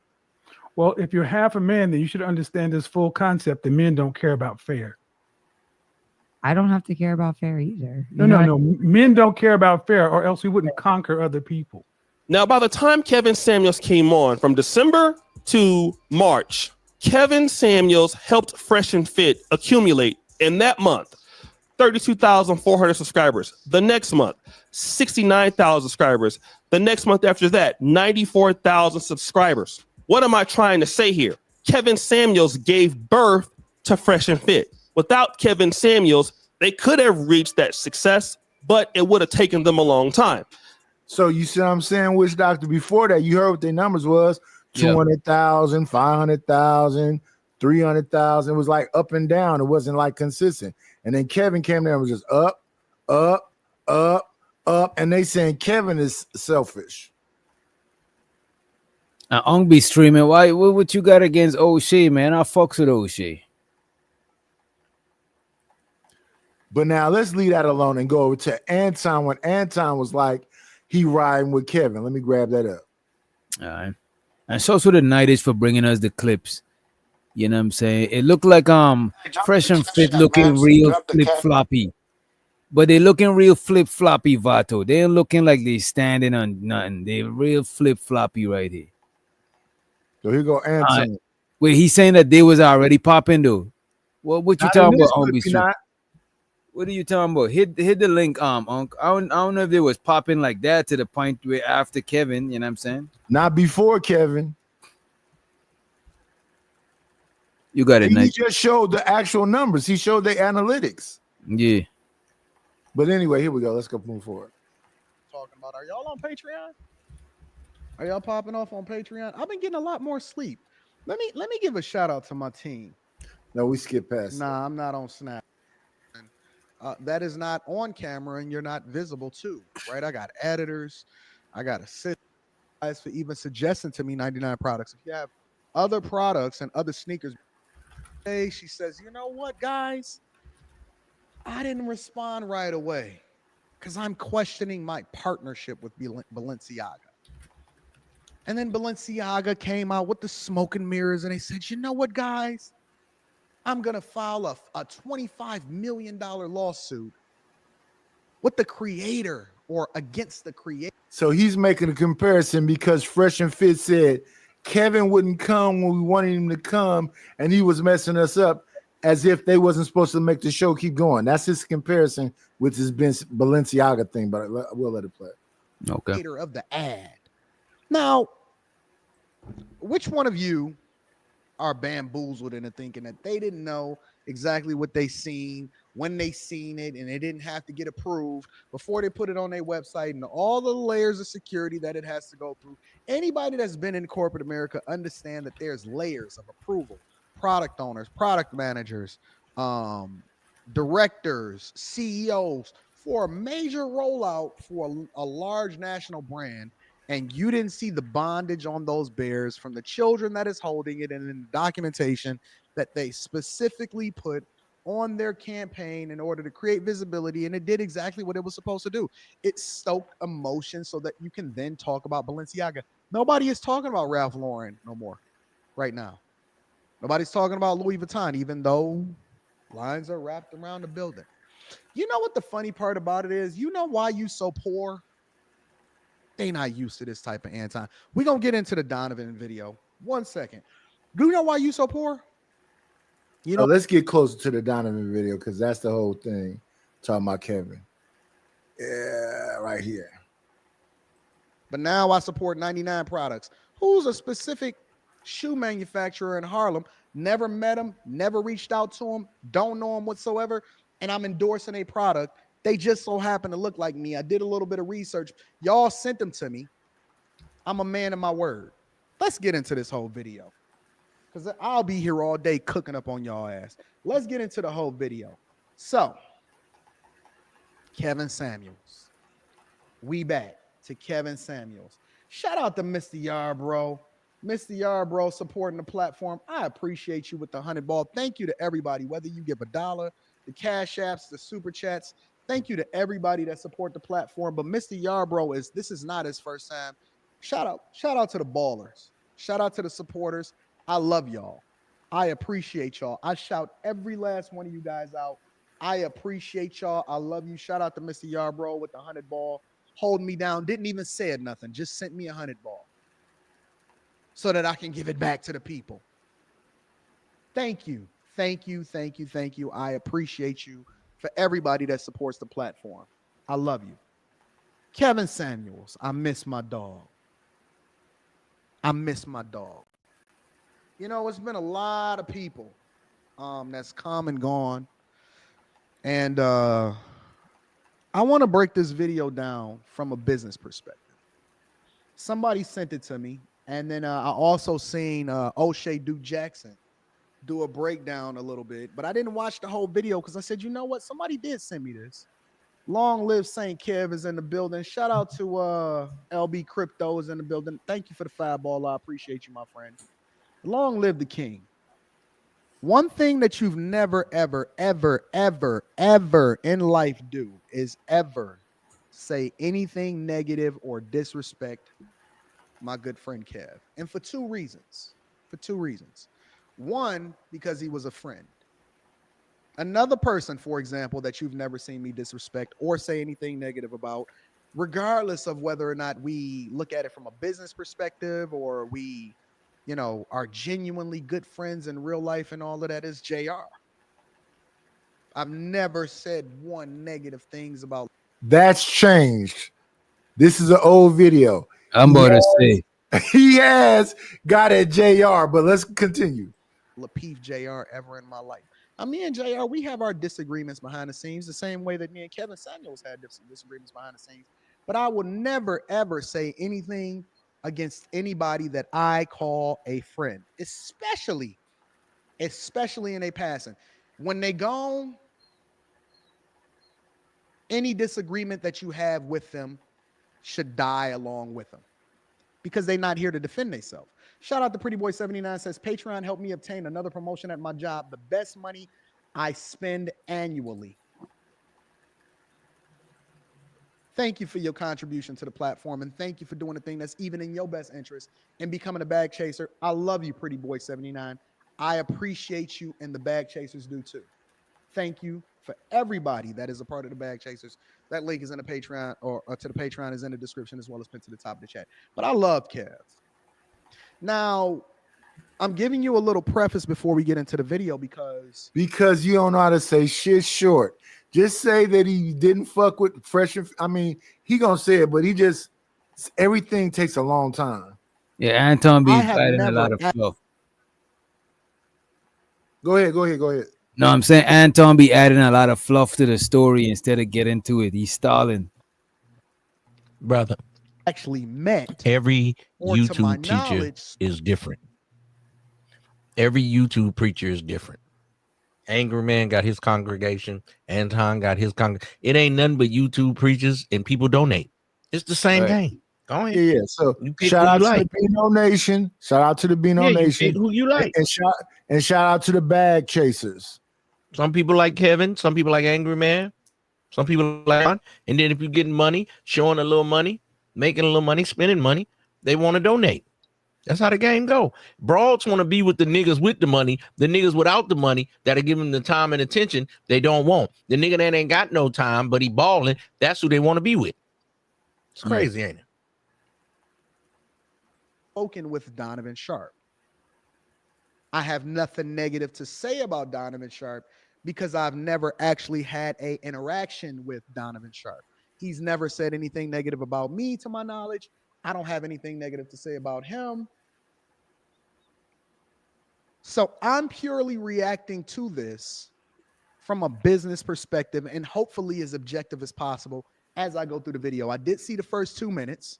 And so I always want to know what I'm getting into before I get into it, because when you guys send me stuff and then my people review it, they say, Anton, you want to check this out? And I said, okay, well, let me table this for a second because I want to make sure that I get all of the information. I seen O'Shea do a small breakdown of it. I stopped that. But that's the extent of it. But Donovan Sharp apparently did a video where he's breaking down. Now, again, I don't know Fresh and Fit. I've never met Donovan Sharp. And Donovan Sharp's relationship with Kevin Samuels predates my relationship with Kevin Samuels. So apparently he was friends with him prior to me. But the only thing that I have to go off of with Kev is my own personal interactions, and they were all absolutely phenomenal. Now, did we agree on every single thing? Do you agree with everything that your mom said? Do you agree with everything that your brother say? No, but you will never know about it, and it's nothing negative that I would ever say about Kev because he's been nothing but beneficial to me personally. But again, I don't know Donovan Sharp. You got a super chat, Witch Doctor. Shows to the Ombi stream, and he said, Anton apologized to Fresh and Fit tonight, so this is irrelevant. No, it's not irrelevant. We were about to review that, but we decided to go back to the history to see why he was apologizing in the first place, because it's been so long since he even addressed them. But I appreciate you for the motherfucking super chat. I appreciate you, bro. The money counting team. Money counting team. Money counting team. Appreciate you, Unc, be streaming. Yeah, and this is just a backstory. I think we're gonna go right back to No. Unc be streaming, trying to do that shit that Anton and them doing. They trying to sway your channel. Stop sending in that sucker ass $2. I'm just saying he trying to talk about it didn't happen, and because he's on them red pill niggas that try to. So anything red pill he want to stay, but fuck that. That nigga sent in $2. Stop trying to sway how we think it. If he on some bullshit, he on some bullshit. Stop that motherfucking shit, huh? You on some bullshit. We want to hear what's going on. Keep going, Witch Doctor. Go ahead, Knight. I've never actually had an interaction with Donovan Sharp. I'm gonna be honest with y'all. I don't even know how I got labeled into the manosphere. The one thing that me and JR always said, Lapeef JR, one thing that me and Lapeef JR always said was we would never care about where people slotted us because that's the job of the people and not our job. All we do is cook up great content and do what we do. We don't focus on where everybody. I don't even know how I became a part of or labeled as a part of the manosphere. I just consider myself a dude that's married that think what I think. This is what my life story is, and this is how I operate. So, I know that there's a lot of people that is a part of the black manosphere. Why these niggas so smart? In my opinion, now all of a sudden they want to be dumb. What is this manosphere thing? What is this? I never said I was part of the manosphere. What is that? I never said. and for him to be so smart and intelligent to give us all of the dialect and introspective dialect of the situation of the catacomalistic diaphragm, all these big words you niggas want to use. You are not using your upper lobe and your frontal lobe, and you're not investing, and you don't quite understand. But what is this? Look at his face right now. He look like he lying. I don't know. What is this manosphere?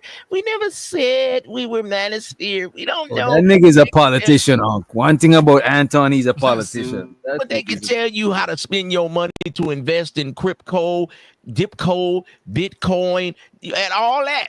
Bag chasers, you don't work enough hours, but I don't know. What is this manosphere you're trying to put me in? You know exactly what it is.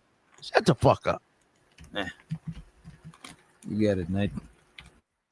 Here is O'Shea Duke Jackson, and he puts more people on than anybody. So shout out to my dog O'Shea. I've actually had Donovan, that is my time slot. He said this to me. He said that is my time slot. I said, now, again, I'm not privy to the conversations that Donovan Sharp and Kevin Samuels had behind the scenes. So I'm taking this 100% face value. One thing that me and Kevin never did is we never talked about what he talked about with other people or what I talked about with other people. We talked about what we wanted to talk about between us. So I'm taking this 100% at face value. So the story that he's telling is what I'm reacting to. Kevin, I said, you're one of my best friends. You don't own any time slots. Okay? People can live stream whenever they want to live stream, number one. Number two, Myron and Fresh have been doing Fresh and Fit after hours probably longer than you've done your late night show. So it became, now listen, I don't know what Kevin's motivations were. I'm not going to pretend to know because he didn't tell me. But my guess is that listen, it appeared to me like there were some economic reasons. He wanted, so Kevin asked me, he said, look, man, you got to talk to Myron for me. I said, okay, I'll talk to him for you. So I called up Myron. I said, Myron, look, check this out. 100. Kevin is feeling some type of way. He's feeling some type of way about the time slot. And of course, Byron tells me what I told him. Hey, man, he doesn't own the time slot. He says, but maybe we can come to an agreement. Right. So while they're hashing that out, Kevin calls me the next day, and Devin was in the car with me.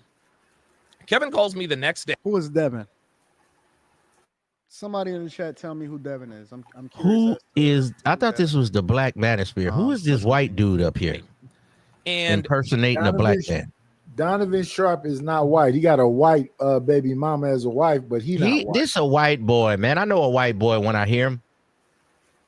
This is a black man in white face. This is a white boy. Oh yeah, I agree with that part. But he's black, but he definitely look like he all his peers is white. He don't sound like he hang with the white boys. Here's the thing. Yeah, you don't sound like you've been around black people. Let me give you some background story about Donovan Sharp. Before O'Shea and Obsidian and all of them came over here, they was a part of the Manosphere, not the Black Manosphere. The Manosphere used to be Rollo Tomasi and all of them. Please don't tell me he helping black men. All white folks, right? This is a white boy. Then since O'Shea, Angry Man, and Obsidian was like, the white boys is taking over, they created the Black Manosphere. They came over first, and Donovan Sharp followed them. So Donovan Sharp used to be with Rollo Tomasi, 21 Convention, and all them people. He definitely got a white wife. He's a black and this man. is a whitewash white boy right here. Him and Steve the Demon is best friends. These are whitewashed white boys. Okay. I can't argue with you about that. That is straight exactly Oreo cookie niggas. That's what that is. You got a super chat from y'all Red listen to these niggas? Are y'all serious? Shows her the Unk be streaming, aka Red Pill Ranger. He said, I wasn't trying to run your channel, just making a factual statement, but please drop Bye, bitch, nigga. Fuck you. Shut your mouth, boy. Shut your mouth. Money counting thing. Money counting thing. Money counting thing. Money counting thing. It's so exciting. Money counting thing. Money counting thing. Money bro. So ism is done until 2:41. Go ahead, Nate. Okay, so and here's the thing, what I want y'all to understand, because ism is not so far away from the truth. So that being the case, Donovan Sharp is picking the side of Fresh and Fit, because at this time, what y'all need to understand is as Kevin grew, the manosphere didn't fuck with him. So wait a minute. Where's Donovan? Rom Wills, Donovan Sharp, all of them, they all the manosphere. So they wasn't really so wait a fucking minute. So wait a minute, just to understand, you're saying the bigger Kevin got, the less the manosphere niggas fuck with him. Yes. And they all said it. They was like, he took my talking points and blah, blah, blah, and he didn't give me no credit. In the beginning, Kevin Samuels used to say, shout out to Sin for the P, shout out to Alpha Male Strategy, shout out to BGS Igmore, shout out to Ron Wills. But then at some point, he stopped saying their names. So I guess they wanted him to keep saying Ron Wills and BGS Igmore. Come on now, man. How long? Come on, bro. That is petty shit. How long do the man gotta show you? Like, what do you think about? What's your take on that shit, Nightish? How you think he should have moved? That's that nigga shit. I took what you did. Wait. What Jay-Z say? You made it a hot lyric. I made it a hot song. But Nightish, if I make a hot song from your hot lyrics, and I shout you out one time, there you go. That's my God point. damn, right? how much time do I gotta shout you out forever? That is like, But niggas that's be the trying point, to enslave right? people, bro. Like that shit is crazy. But Witch Doctor, that's what I'm saying. That's the point, right? Nas said, I'm out for presidents to represent me. And then Jay-Z made it a song. So I'm paying homage to you because you said that lyric. I'm out for presidents to represent me. And then Jay-Z made it a song. The fact that he called that song Dead Presidents is paying homage to you, but you didn't make the song. So yes, what to me, this is what Kevin Samuels was. Kevin Samuels was Prince of the manosphere. What Prince was a little James Brown, a little Richard, a little bit of a Sly Stone, a little bit of Larry Graham. He was an amalgamation of a bunch of people. That's what Kevin Samuels was. He took all y'all little bits and pieces and made that shit clean and refined. But he already said your name. That's what I'm saying. Like, people, bro, that shit is crazy, Nighty. It's just like if I see you paint your car blue and blue and white. I'm like, damn, that look fly. I paint my car blue and white, and I shout you out. I gotta shout you out every day. Like, how long does it last, bro? That's why I say that's that nigga shit. You already said, oh yeah, I did my shit like this because Nighty shit was like that. And if I really, I'll be like, that's my nigga, man. That's my nigga. He did this shit like mine. We might do a car show and we be together. Why the fuck are we feuding? I guess this is why some people just debo people shit and don't give them no fucking credit, because that shit is, come on. Yes, because when you give them credit, they still want more. So that's what Donovan Sharp is doing. So now, and at some point in this thing, Anton is finna go off on Donovan and Fresh and Fit because that's his point. How many times you want a nigga to mention you? How many? And Fresh and Fit wasn't bigger than Kevin Samuels when he came there. We saw the analytics. 200,000, 300,000, 500,000. Kevin came there, 3 million, 2 million, 1 million, 5 million. How the fuck why does he have to keep repeating your name? He's telling me, he's like, Myron and Fresh still have that Amanda video on their live stream. They still have the Amanda video. That's his wife? Okay. Thanks for the insight. It's his girlfriend. Is it his girlfriend or his wife? I guess neither one of it matters because I don't care about. It did matter later on because Donovan Sharp said, don't marry baby mamas. And his wife had a daughter already before he got one. He been exposed. All these people right now, Anton said he would never go against JR back then. We see what happened. Donovan Sharp said, don't marry baby mamas. He married. Donovan Sharp is the first Cooley. Cooley is no Fugazi. He married a white baby mama. The first one that did that was Donovan Sharp, but I'm not. That's a whole nother subject. We gonna go on. That's some crazy shit for these niggas of this type of space and this type of content to do that shit. That is insane to me, bro. They're just walking contradictions, is all. Yeah. They're not doing what they're telling you to do. No.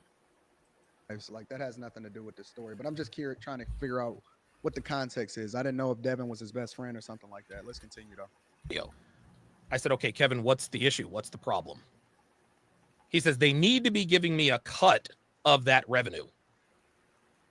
I said, Kevin, you're on their platform. Like, that's their platform. Like, yes, people watch people. Let's stop it right there. So they went from 500,000. Kevin came on there 3 million. Come on, man. Hey, that is a significant. Let me say this, Witch Doctor. I don't really fuck with JP like that. But if JP come on my channel and they drop that nigga over and over and over again, and I make like, let's say I make $120, I got at least send him 20, 30. Bro, that's what I do, bro. Like, you ask him, like, if like, you know what I'm saying, anybody come on the show and they help the show to make certain bread, I try to show them some side of appreciation on some level, you know what I mean? It's just so I'm that JP, you know, you send him a little some he'll fuck with it and shit. But the thing about it, I want you to address what I think what Ung be streaming this one is to you. He said Knight is acting like Fresh and Fit wasn't putting in the work and going live daily and having mad viral clips. I don't know if that's what you say. Okay, so let me respond to that. And I fuck with Red Pill Ranger. That's my nigga. Red Pill Ranger. I started this off saying that Fresh and Fit was doing the work. They got 200,000, 305. We looked at the analytics. They were doing okay.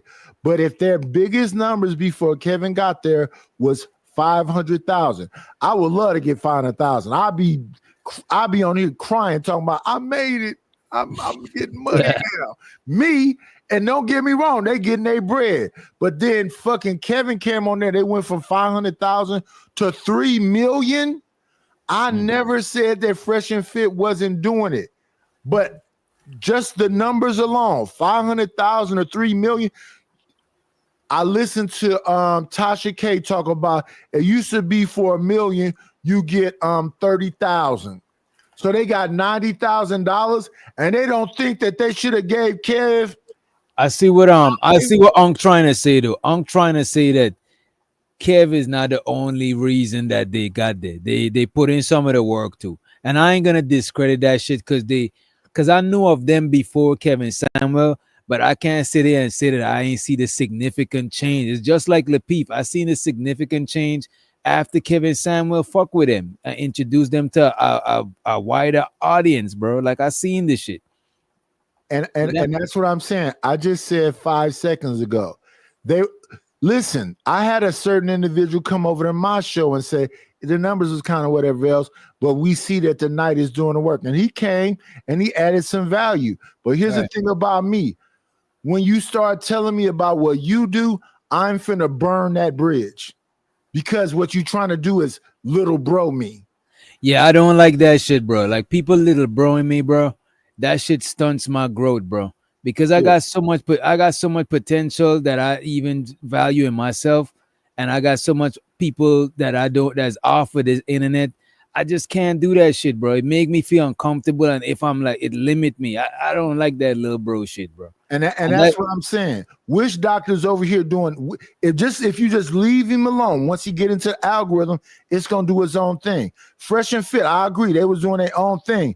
They wasn't doing the shit that Kevin Samuels elevated them. And I would never take away from the person that came over and elevated me. I have no problem with giving them that acknowledgement. But here's the thing. You can't little bro me. I'm willing to burn the bridge the minute you say bow down. The minute that is crazy. Down, I'm not finna get on my knees, nigga. That is Fuck crazy. you and whatever I just got from that. That's like somebody trying to hold something over you to enslave you. That means they ain't genuinely help you in the first place. That's all I'm saying. That's all I'm saying. I had a bunch of royalty over there that was royalty for a long ass time. And then they came and said, nigga, don't I give you? And I said, I said, damn. The other day, let's not even go that far back. The other day, somebody was about to spend $100. I cut them off because they was talking about it and wasn't doing it to talk about a $2 super chat. And it's like, wait a minute, I was finna give you $100. Why did you do that? I said, because I'm more into my for show pussy over some more pussy. I'm about to bird in the motherfucking bush. The motherfucker. What are we saying? A bird in the hand is worth two in the bird bush. in the hand. I'm more concerned about the bird in the hand than the bird in the bush. That's just the kind of nigga I am, respectfully. That's 100, bro. Let's get back to it though. Billions of views and all this other kind of stuff, but that's on their platform. If they don't have a platform, you don't confront Amanda. You have to. He's like, no, they need to take the video down, or they need to send. Guys, this is my hand to the man. My hand to the man. He said they need to take the video down, or they need to give me. They need to pay me half of the revenue from that video. All right, so there's something missing in here, right? It went from 0 to 100 real quick. And this is just, again, me looking at it objectively. I don't know Donovan Sharp. I have nothing to do. I have no smoke for Donovan Sharp whatsoever. Because I don't. Let's stop it right here, though. Let's talk about this for 2 seconds. So, Wish Doctor, think about this. I came over there. Y'all got 3 million views out of the 500,000 views. And now y'all saying y'all had shows planned and I was finna come. The reason that he hesitated is because y'all don't think I should be compensated when I elevated y'all? Yeah. So, okay, y'all don't want to compensate me, cool. I can't just say I'm finna come back over again for free. And that's understandable. You can't be mad at that shit. To me, the whole shit song like Dave was being a little bit immature. Now, one thing I do agree with him, niggas don't own no time slot, bro. Like, what the fuck are you telling me, bro? That's the only thing I agree with them on that shit. But if it was some sort of arrangement, like you throw me a bone, I throw you a bone, like I get it. But hey, wait, Wish Doctor, can you pull up that person that's snitching luxury bucket list? Since you snitching, because I don't want to say no name, but since you snitching, yeah, I lost $100 for the $2 because the $2 was for show. That's what we just said.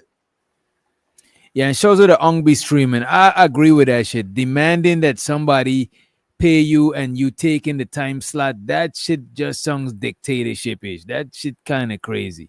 But I appreciate you for the motherfucking super chat. Appreciate you. Money counting. Money counting.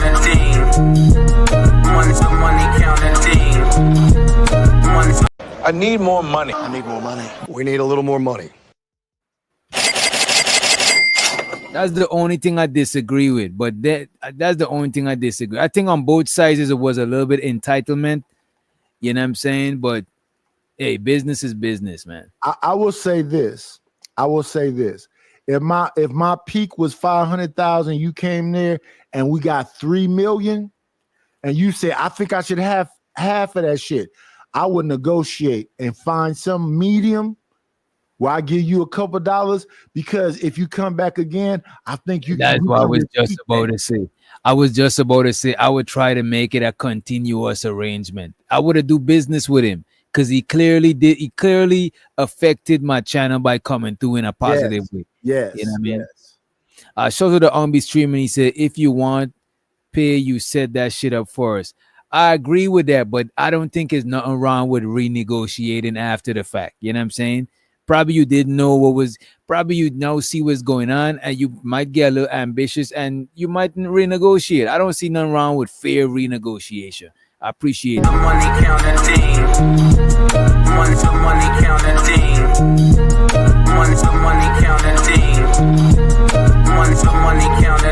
I need more money. I need more money. We need I don't see nothing wrong with Kevin Samuel being like, damn, I'm especially if you asking me to come back and you want to continue shit and I give you the first freebie. It's like when you taste the samples so you could buy later. Now I'll give you the sample for free and you want me to come back through and be that effective again, and I already see the value that I bring. I don't think there's nothing wrong with renegotiating and putting a price on it this time. I don't see nothing wrong. So my second year, I was doing a bunch of free shit for people. So now people already know what I can do. So when people come to me now and they go, do this first. Fuck that. No, I'm willing to lose. You already know what I can do. That's how I did the production. I went around to most of the channels giving out free shit, and then people started buying the shit. You know what I'm saying? Yeah. But now we know you a brand. We understand. We're gonna hear doctor. We're gonna see. We know that's your brand. Right. So it ain't no more question no more. It's a reason to compensate. So don't now come at me on some communism. We black and we bullshit, nigga. Where the bread at? Where the fake dead? What is we doing? And I ain't gonna hold you. Him being over there is potentially taking money out of his pocket because he could have been doing like there's literally celebrity show. Yes, bro. It's literally celebrities that's paying the man. Like, come on, man. I don't see nothing wrong with him, nigga. And let's take those examples. They was like, when Nicki Minaj and Kevin was together, why didn't Kevin clown her? Because he understand business. Yeah, that's bad business right there. That's not fake. That's just bad business. Like, come on, man. You finna burn a bridge with Nicki Minaj the first time you with her? No, you want to do repeat business. Right. Same thing. Well, when he was over there with Future, nigga, he's breaking out of the motherfucking. He breaking out of YouTube now. He with Future. He with Nicki Minaj. He on TV show. No.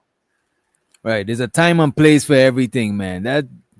He would have fumbled if he did that shit with Nicki Minaj. For damn show. And like I said, y'all, this is what proves I'm not a red pill or a manosphere, because I still like pussy, and I'm not finna be on here calling women hair-hatted hoes and Doberman pinchers when I know I still want to fuck on something. Cut it out. Right. But let's continue. I don't know him. I'm sure he's never watched my content. I've never watched his content. I do know who he is. But it's something missing in there. This is just me looking at it. It went from 0 to 100 real quick.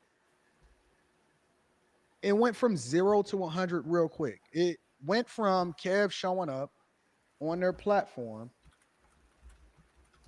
and Kev showed up on a lot of people's platforms. It was partially him showing love and a strategy with him continuing to align with content creators that he thought was dope and that was going to make a dent in this space. It is pure business. It's networking, right? So where did it come from? It went from 0 to 100 real quick. And then now he's saying that, yo, listen, Kev has blown up a lot of videos, especially on the Lapeef network. And Kevin has never asked for anything.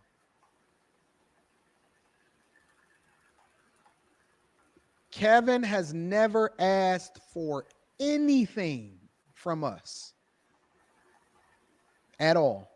Now, maybe it was because I was giving him a little bit of game when it came to managing finances or different stuff that when he was about to purchase, Kev was starting to get into watches, and he asked me, and I said, hey, don't ever bust down your watch. This is the watches that you want to pay attention to. You know, these are the brands that you want to focus on. So, but Kev never asked me for anything. As a matter of fact, me and Kev, we've taken trips over up to New York because he liked to go to New York in order to go shopping. Taking whole day trips up to New York because he liked it. Kev has never asked for anything. If he showed up on your platform, it was just love. Even if you clipped it up and you dropped it as a clip during the live stream, he just showed the love. But again, I have no insight into what's going on. So all I can do is go by what it is that I see Donovan Sharp saying. You know, that's all I know. That's all I can go by. Shout out to O'Neal Harris. O'Neal Let's jump forward when you get a little bit more funky. That's what I would be trying to do if I was him. Calls me up. He's like, yo, you got to separate yourself from these dudes right now. And I'm like, why? You didn't find out? Myron got a girl pregnant and he raped some white influencer. He crossed the line.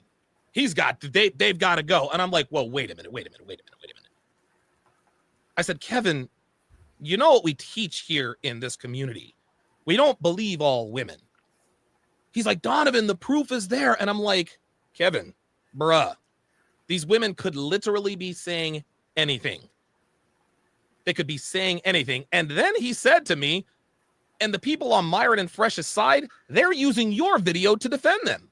Remember the video that I did on Nina Unrated? Remember that whole shebang where she was talking about how creepy everything was? I don't know anything about this. So Yeah, me it neither. was all I'm not over deep my into it like that. Yeah, I'm not defending no nigga. That's what I'm saying. See how far it got? And that's because Donovan Sharp was with that damn 21 convention and with Rolo Tomasi and them, and Rolo Tomasi and them wasn't fucking with Kev. Yo, but did Myron and any grape shit ever come to the surface? Like, I never heard that shit, bro. This is my first time hearing that shit. See, my thing, I'm not gonna just dismiss whatever, but all them only allegations I remember off the top of my head was never about no grape shit. I never heard that one. But we know that Fresh got that Asian woman pregnant and wouldn't marry her. And we know that they was on them sugar daddy sites buying 20-something-year-olds, tricking on them. But I don't know nothing about no grape. Yeah. But we know that Donovan Sharp said don't marry a baby mama, and he did, a white woman. And he was saying that she didn't have no daughter, and she did, a little girl. So this shit really didn't have no basis in reality. And then all the shit that, see, if I try to stay away from certain things because I can put asterisks by a bunch of niggas' name, shit they said at one point that they contradicted. Hey. I just don't do them shows. But if you fuck with me and try to make me, I know how to do them. I just have not done them. As I'm doing it right now, I'm showing you right now. Anton just said, I never go against JR. I never say nothing negative to him. When him and fucking Q spend whole shows saying them niggas is failing. They numbers ain't, but I don't fuck with it because I don't want to get into no shit with them. Yeah, me neither. Yeah. But let me move forward past all this stuff. Here we go. He says to me, well, then you will go down with them. And I'm like, Kevin, I have nothing to do with this. He says, Kevin was big dog. Big dog. Big dog. Oh, shoot. Maybe people shouldn't get as close and connected to other people. I don't know. This is wild. I've never seen this from Kev. I don't know anybody. As a matter of fact, I would say that Kev on a regular basis, in my personal experience, has always looked to put people on. He never asked anything from me. He never asked anything from anybody. Kev was more focused on putting people on. And until the day that he died, his goal was to continue to put people on. Anton is a politician. yes, you do. You're the one. You're the one. You're responsible for them being on YouTube. And I'm like, look, Kevin, I'm staying out of this. I hope we can still be friends. I hope it's all good. Wait a minute. Did he just admit that Kevin is wait a minute. Could you rewind that? Did he just admit that Kevin is the reason for them niggas being on YouTube? I think you could press your back arrow button and it'll rewind. Where's that at? On your keypad, the up, down, side button. Sometime on the numbers part, it'll be the number 4. I got it. I just hit it. No, Kevin was saying that Donovan Sharp is the reason why Fresh and Fit is on YouTube. Oh, okay. My bad. We can still be friends. I hope it's all good. And that's the way that phone call went. It's all good. Out of this. I hope we can still be friends. I'm responsible for them being on YouTube. And I'm like, you're the one. You put people up. Just on putting people on. And until the day that he died, his goal was to continue to put people up on game. yes, you do. You're the one. You're the one. You're responsible for them being on YouTube. And I'm like, look, Kevin, I'm staying out of this. I hope we can still be friends. I hope it's all good. And that's the way that phone call went. Right. So then everything simmered down. Things settled into things. Things settled. Myron and Fresh were doing their thing. Kevin was doing his. Everybody piled on. You guys got to understand, dude. Last year was a crazy fucking year. Anthony Johnson came out with the hit piece in March. I'm trying to put together the CME. My very first CME. I'm in Arizona about to stroke out. I can't pee. Abba and Preacher piling on Myron and Fresh. Kevin is trying to convince me to. Why is that crazy? Because Abba and Preach is piling on Myra and Fresh. Like, that ain't got nothing to do with you. In my opinion, like, why is that a thing? What is up with this whole alliance thing? That's what I'm trying to understand. We are all our own individuals. If you need me, bro, I got your back. But at the same time, what does that have to do with me? Like, why am I having a stroke over what somebody else's beef is because they had conversations going back and forth about what they thought?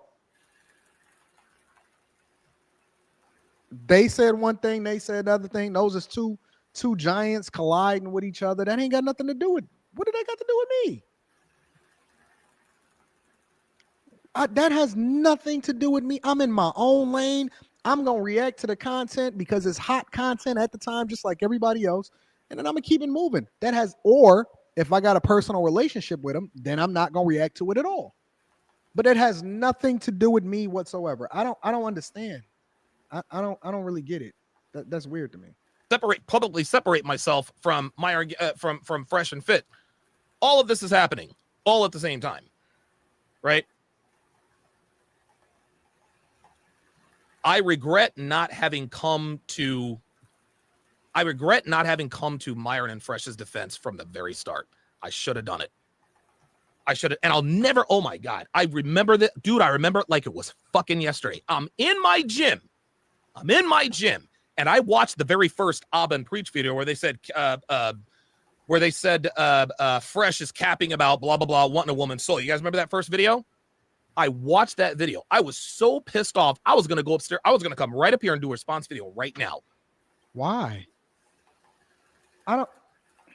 Now, what I want you to understand about this is that when Donovan Sharp did this, Auburn Preach then went after Donovan Sharp. This is not no Kevin Samuel shit. This is Auburn Preach going after Fresh and Fit. So what did they say about Donovan Sharp? This nigga don't really work out in the gym. Then they showed him working out in the gym. Hardly no weights on the gym, weight belt on. Then they said he told y'all men don't date baby mamas. So then what they showed, he was dating a white baby mama. Right. Then he said definitely don't date a baby mama with young kids. Then Auburn Preach showed that he was dating a white baby mama with a young daughter. Yeah. So he basically been building this stuff back up for about the last year and a half. So shout out to Red Pill Ranger. He's a solid Red Pill or Manosphere or whatever else. But he's saying that I got no. Let me tell you about me, Red Pill. I'm just a journalist. I'm non-biased. All I'm doing is showing the information that's out there. I don't care nothing about none of this. I don't got no problem with Donovan Sharp. He's a liar. I don't got no problem with Fresh and Fit. They liars. They've been shown to be liars. Not because I'm saying it. I can just find shit that's on YouTube that you can look at and you tell me, is Fresh not got an Asian woman pregnant, went to her family, said he was looking for a wife, and then did not marry that woman? Yeah, the thing about it, and I fuck with you for that shit, Nightish, because I don't got a horse in the race. This is why I rock with when you say it's an agenda war. Like, I'm not on none of these niggas' side to where I can't keep it a buck about them. Look, man, I don't give a fuck about all of them equally. You know what I'm saying? Yeah. It's not like I got a problem with Donovan Sharp. I don't got a problem with none of them. I don't know any of them. All I'm saying is that all the shit, it's not me speaking. This is just on YouTube. See how quick I found it? Yep. I said, here go the thing where Kevin went on there and they got these high-ass views when he went against them 3 white women and said, you are from the Caucasus Mountain. Here go the thing where they fell out. Kevin wouldn't come back and get us back to the 3 million views he got us before. Their problem wasn't with Kevin. Their problem was with that they got $90,000 the first time he came on arguing with them women with that. No, before that, when he had the black leather jacket on. Before the women. Then he came back again but he physically stopped coming back. He would call in. So the first time Came there talking about the high value man, 3 million views. Then the second time he came back arguing with that woman, another millions of views. So then he was like, I'm not even gonna call in unless y'all find some kind of way where y'all can compensate me because I actually add value. And I'm talking about hardly no money. JP came over to my channel. They dropped him. Let me send JP $30. Because I just made 120. I gotta send him something. Right. And I'm telling you, I'm right here live here telling you. If y'all do that to somebody, the other day, fucking what's her name? Sexy Red came over there, made me $80. So I'm gonna make her royalty or whatever. I'm not just gonna take your money and not like try to appreciate the fact that you sent it because you don't have to send it. Right. If that man took you from 500,000 people watching to 3 million people, and he say, I deserve half. No, you can't have half because you know YouTube gonna take 30%. But we'll negotiate something because I want you back. They didn't want to give him nothing. And the thing about JP, I don't send JP on bread for being a good sport because you know he hate getting dropped and shit. But the only thing I never did, I don't do it in a way so he's gonna always expect it because sometimes I might not have it like that. You might see it coming in, but you ain't see the money that's going out for different shit. So he came over there one night and told me, nigga, if you gonna look at my shit, you got to send me. And that's when I stopped. I don't review his shit. I don't look at his shit. Other than right now, I don't even bring him up. Because nigga, I review him, but I don't pay him off. But let me say this. I stayed in the Black House for almost 7 months. Me, Bomb Cherry, Uncle Ronnie, and PH Diva. Just us alone up there rocking that show when he went to sleep. He never acknowledged that. I never said nothing about that, and I just moved on. So for him to then come back later on because I'm reviewing something and tell me, nigga, if you looking at my shit, I'm like, okay, cool. I'll stop looking at your shit. Then they tell me you a white man and I made you. Now you done fucked up. I'm cool. Yeah. I don't even react to this shit. And shows out to Rakim in the building. And appreciate you, Carl Anderson. He said, damn, YouTube is worse than Game of Thrones. Money counting. Money counting. Money counting. Money counting. It's so exciting. Money counting. I need more money. I need more money. We need a little more money. But I do I do fucks with him to a certain degree, but I don't know JP offline and his entire situation. I know a lot of it that he show online, but I don't know him offline, and I never made a deal with him to pay him all the time. And I don't even think I'm in a position to do that shit now. But I do appreciate when he come through. So I understand if you want to bless him up, see come back. You know what I'm saying? Yeah. That's only fair. I don't know him offline either, and it's all cool. It ain't no real big problem. I'm just saying, when you have people that get to the place where they get big, to me, if like I said the other day when the people was on my panel, I had Israel and whoever on there. I'm saying, no, I acknowledge the work that they do, and that's all cool. Right. And I understand that it wasn't just me; it's because of this chemistry of the people that's on this panel that makes a difference. So I look at that when it comes to like 18th Letter, when it comes to Red Pill Ranger, Uncle Jeff, and all them people. I think they do add value to your panels and whatever else. I will acknowledge that from the front end. But with that being the case, I don't like the big bro in me shit though. And that's why I appreciate certain people who support me and don't be trying to big bro me, because the thing about it, like what a lot of people don't realize, bro, even with me, like I don't, first of all, if niggas is older than me, I definitely don't even feel comfortable on no way big. I don't like when older niggas than me call me big bro. I feel uncomfortable because I feel like subconsciously I feel it's out of order. But I do appreciate, you know, it's probably a respecting or whatever, right? But when you big broing somebody, a lot of times you limit their potential to whatever your potential is. Like you become like they ceiling because you sunning them, you putting them under you. So what? Let's say your potential is is like a 5. Now they can't. Now they highest potential is a 4 or lower because you just constantly on some big bro in them shit. That shit is uncomfortable, bro. This is why any job I try to not be cool with my boss or my manager. Like, I don't like that shit, bro, because now I gotta be on eggshell. I gotta try to not make you feel away. Like, that shit is exhausting, bro. I don't like that shit, man. Yeah, to me, I think it's levels to this shit, and I acknowledge the levels, but I always take them back to like when I was in junior high school. There was cool kids in my school, but the cool kids acknowledged me because I never thought the cool kids was cooler than me. I said what's up to them, but a lot of my friends was like nerds and weirdo. I used to hang out with goth motherfuckers and Mexicans, and I never had no like discrimination towards people. If you cool with me, I'm cool with you. I was the same way. One thing I noticed about with you, Knight, is you and DJ. One thing that separates a lot of people, y'all ain't got no ego. Y'all would help people.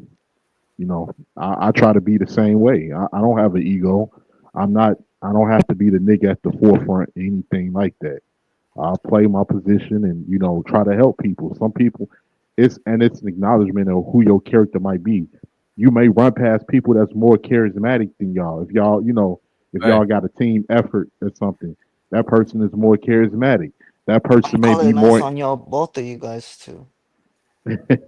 That person may be more entertaining, and it may be situations where more people want to see that person that don't want and they don't want to see you, and that's the thing where a lot of people get it messed up, because if some people got an ego, then that makes them like, no, I'm the nigga that should be at the forefront. I don't like, if people, you got to understand that certain people got other talents that you may not have, or certain people got certain character, certain things in their character that may attract certain people that may not attract them to you. Especially if y'all tight or it's a team effort, you just play your position and get behind the scenes. Ain't nothing wrong with that. You will shine. You will shine. Later on down the line, like, bro, trying to be the star in every movie, bro, you will exhaust yourself. And I always use this analogy, right? Well, what I was gonna say to what you say, Rakim, like, I think I do got an ego, but I don't think I got an inflated ego. But I think my ego is like the self that I think I am. But then my true self is the shit that I'm discovering over and over. And you know what I'm saying? Because it's like you can't actually see yourself.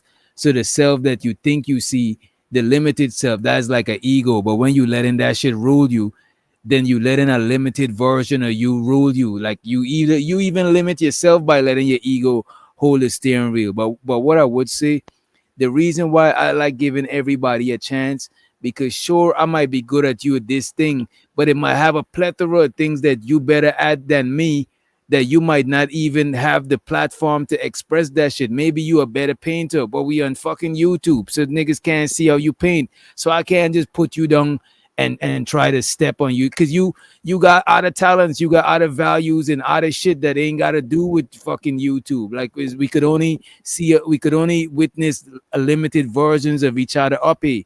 And if you put somebody down, they might even feel lesser themselves in doing their own other shit that they was doing. A lot of people, bro, exalt certain people over them, and they overlook their own talents, their own gifts, their own skills, and that shit is bullshit, bro. Yeah. And I want to say this. I think we all have egos. That's just a part of your psyche.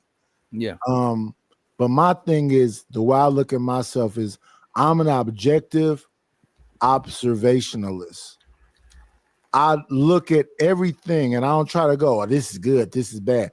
I just look at all of it. And when I go back in my brain, I go, okay, if we're going to talk about that, let's just talk about it like what they say true journalism is, objectively. You don't pick a side. Yeah.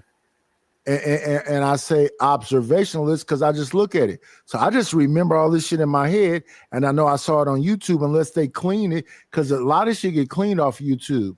Because I remember watching Meg Thee Stallion being on here drunk, talking about the reason I don't fight bitches because can't a bitch really fuck with me? So I get drunk and I like to fight with niggas. They scrub the internet of that. I can't find none of that. But I know if I heard it before, like this shit, I watched all these videos at the time they happened.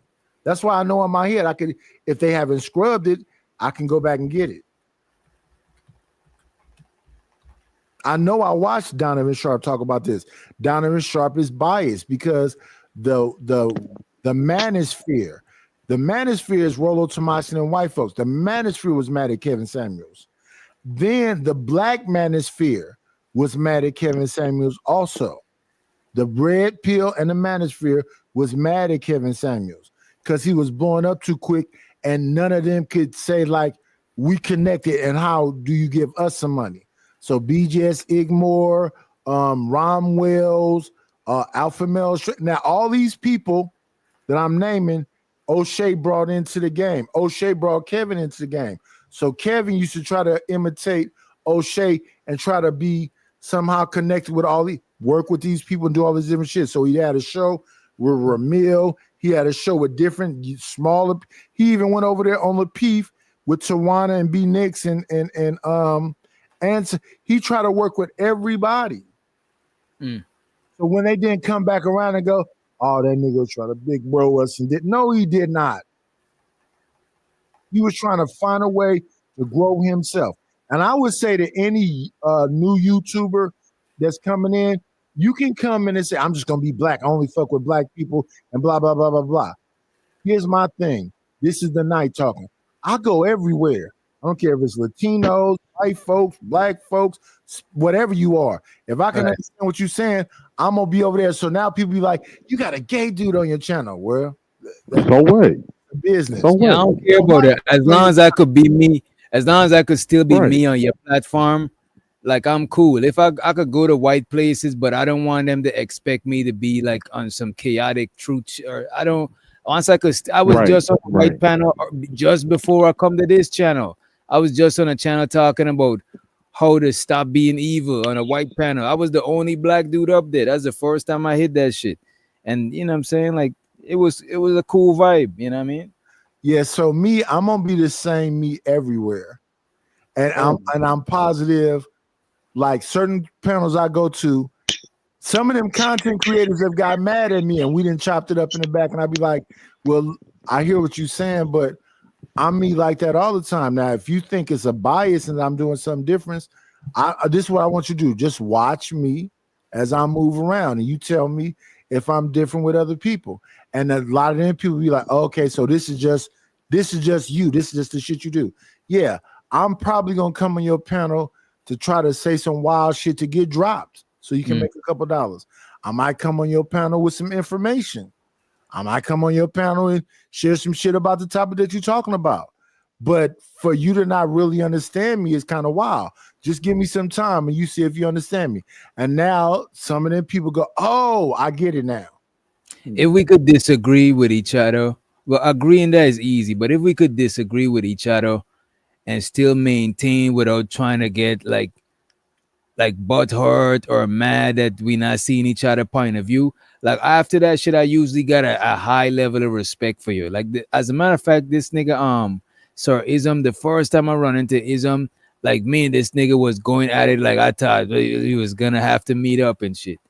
You know what I'm saying? And a lot of people like they're in the space, like we had, as a matter of fact, me and 18 Letter was disagreeing when was Uncle Jeff was up here. But I fucks with Rakim. That nigga is one of the main people that be supporting me consistently and shit. Even sending links and shit. It's not always about like the bread and shit like that. Cause I rock with people that could disagree, stand on their shit, but we as men, we ain't gotta take it personal. It's not like I'm disagreeing that you should exist as a man. That is, you know what I'm saying? We just talking about ideas and shit. You know what I mean? So some of my real relationships in real life is niggas I fought with. You see, same here. Some of my old niggas I know for mad long, we had to get into we had to get into some shit. You know what I mean? Family members too. You know, and that's what it is. That's all I'm saying. So I right here, I disagree with Donovan Sharp. I agree with what Anton. With Anton. And when he apologizing tonight, I'm kind of like, what? But let's watch this up and get back to that original shit. Right. I'm gonna move forward a little bit. I agree with Anton when Anton had Kevin back because Kevin was right, nigga. I done made you $90,000. You don't think you should give me 2-3? Wait, this person. I'm sorry. I'm sorry. I just wanted. Kevin got into it with Anton. Kevin Anton and got Kevin? into it with Fresh and Fit. Oh, okay, because So I wasn't around for the we looked at convo. the analytics before Kevin got there.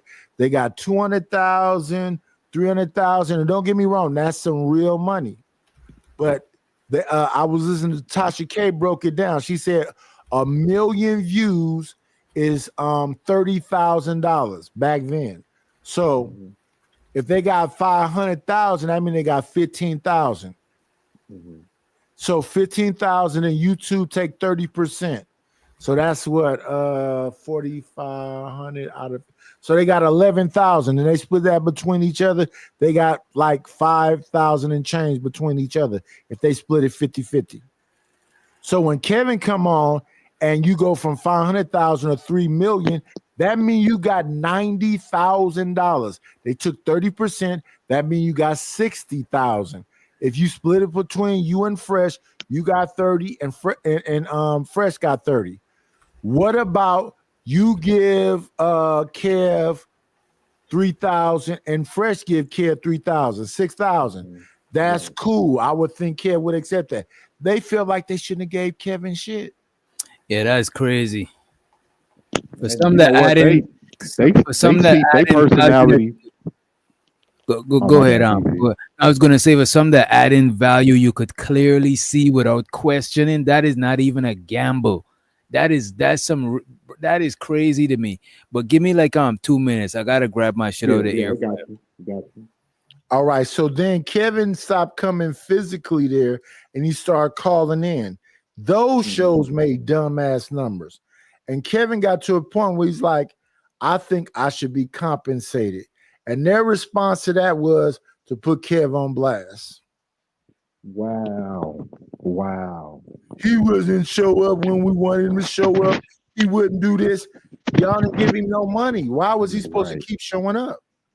So it goes to show you that's just, man, when people do business like that, that's just some low life shit. That's just some low life shit. You don't think a person should get nothing and they the ones that's making your views, increase and everything like that? Because I remember when I saw him on there. I remember when I saw him on there, 90. So back that's in the what I'm day. saying. 18th. If people say, I don't fuck with 18th letter, we're going to keep dropping that nigga. And I make like $90. I think it's fair. I seen you at least 15, 20 bucks. Ain't nothing wrong with that. That's it. Oh, that's some collusion. That's some kind of what the fucking alignment called it. He called it what the fuck is he called it? I forget what he called it. But that's not what he's calling it. It's not that we plan to bring up 18th letter so he can rile up people so they can spend money. No, but if my show typically make X amount of dollars, then somebody come over here and raise the value, they deserve to be compensated. Like I said the other day, Sexy Red came on there and T.O. came over there and spent $80. Here's some credit so they don't drop Sexy Red. So I think it's fair to take, because my royalty is $50. So to make Sexy Red be a part of the royalty this month. And that's the thing too. Like when you break that down, right? It's not even just about the money. It's the fact that you appreciate me being on the show, that you feel that I should be compensated for my time, for being there. More so than the money. No. I mean that if we actually literally make money because people want to drop you and do all that other shit. And let's say they drop you, the show is probably 6 hours. Let's say they drop you 4 or 5 times, $20, $20, $20. So 3 times, $60. Or they drop you 4 times, $80. I think it's just fair to give you at least 15. Now, YouTube, it depends on if they send a cash app or a super chat. If they send a super chat, YouTube is going to take 30%. So $80 on a super chat is really like somewhere closer to $50. But still, if I got $50, a royalty position is $50. Do I give it to Sexy Red because she got the credit, or do I give it to T.O.? I'll probably would give it to T.O. But then T.O. came back and kept spending money. So I can see why I give Sexy Red a position and T.O. position. Why? Because I'm trying to say that your money actually does matter over there, not just for that one show. So now the next time somebody come up and they go like, we finna drop Sexy Red. Well, she's a royalty now. It's double to drop her. We want to drop T.O. because he's supporting her. Well, he's royalty now. It's double to drop him. That's what I'm saying. Right. So if 18th letter been over there for a minute, don't nobody ever drop him. That's different. We just chopping it up. But if they get to a point where I don't fuck with 18th letter, we finna keep dropping. I'm finna send 18th letter some money back because he actually made me some money. I'm talking about money. I'm not talking about you got a problem with him, but you ain't spend no money. Right. No, I see what you're saying.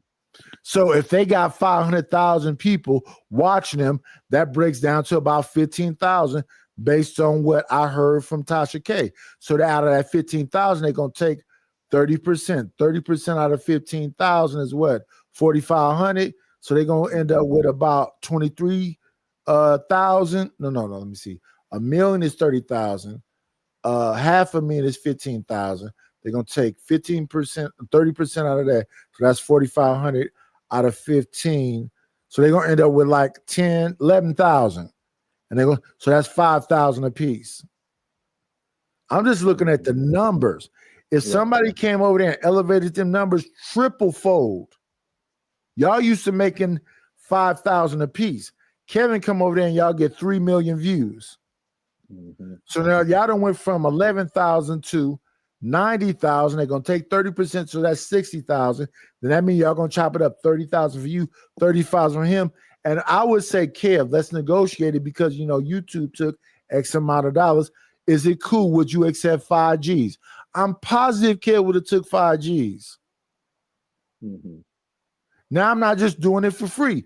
Now you come back and you get the same kind of numbers. Here go another 5 G's, so I can understand. That makes sense to me. But for me, you made that money and you saying you shouldn't give me shit? Right. Cool. Right. I'm not going to hate on y'all. Now I'm not going to physically come there. I'm going to do 2 more shows where I call in. And y'all still think y'all shouldn't give me shit? It's not me. It wasn't Kevin. It was Fresh and Fit. Yeah. And wasn't they running around trying to flag everybody's channels and all of that other shit? Again, about money. Oh, okay. And since they try to do that shit, then Abba and Preach got on them. And Abba and Preach were trying to bury him. Yeah, I remember that. I remember when they was getting into it. Did they ever get re-demonetized or they still demonetized? They get money through Twitch and Kick, if I'm not mistaken, and Rumble. Yeah, they probably could have been a little bit better had they not went so damn extreme. So Rumble pays out money now? Rumble doesn't pay out money, but Rumble gives you exposure. Right. So then they take the exposure and they go out and they do IRLs. And the IRLs they do is they have meetups publicly. So you'll see like Myron at a like public event with an audience of probably about 1,000, 1,500 people, and he just get to clown on them people.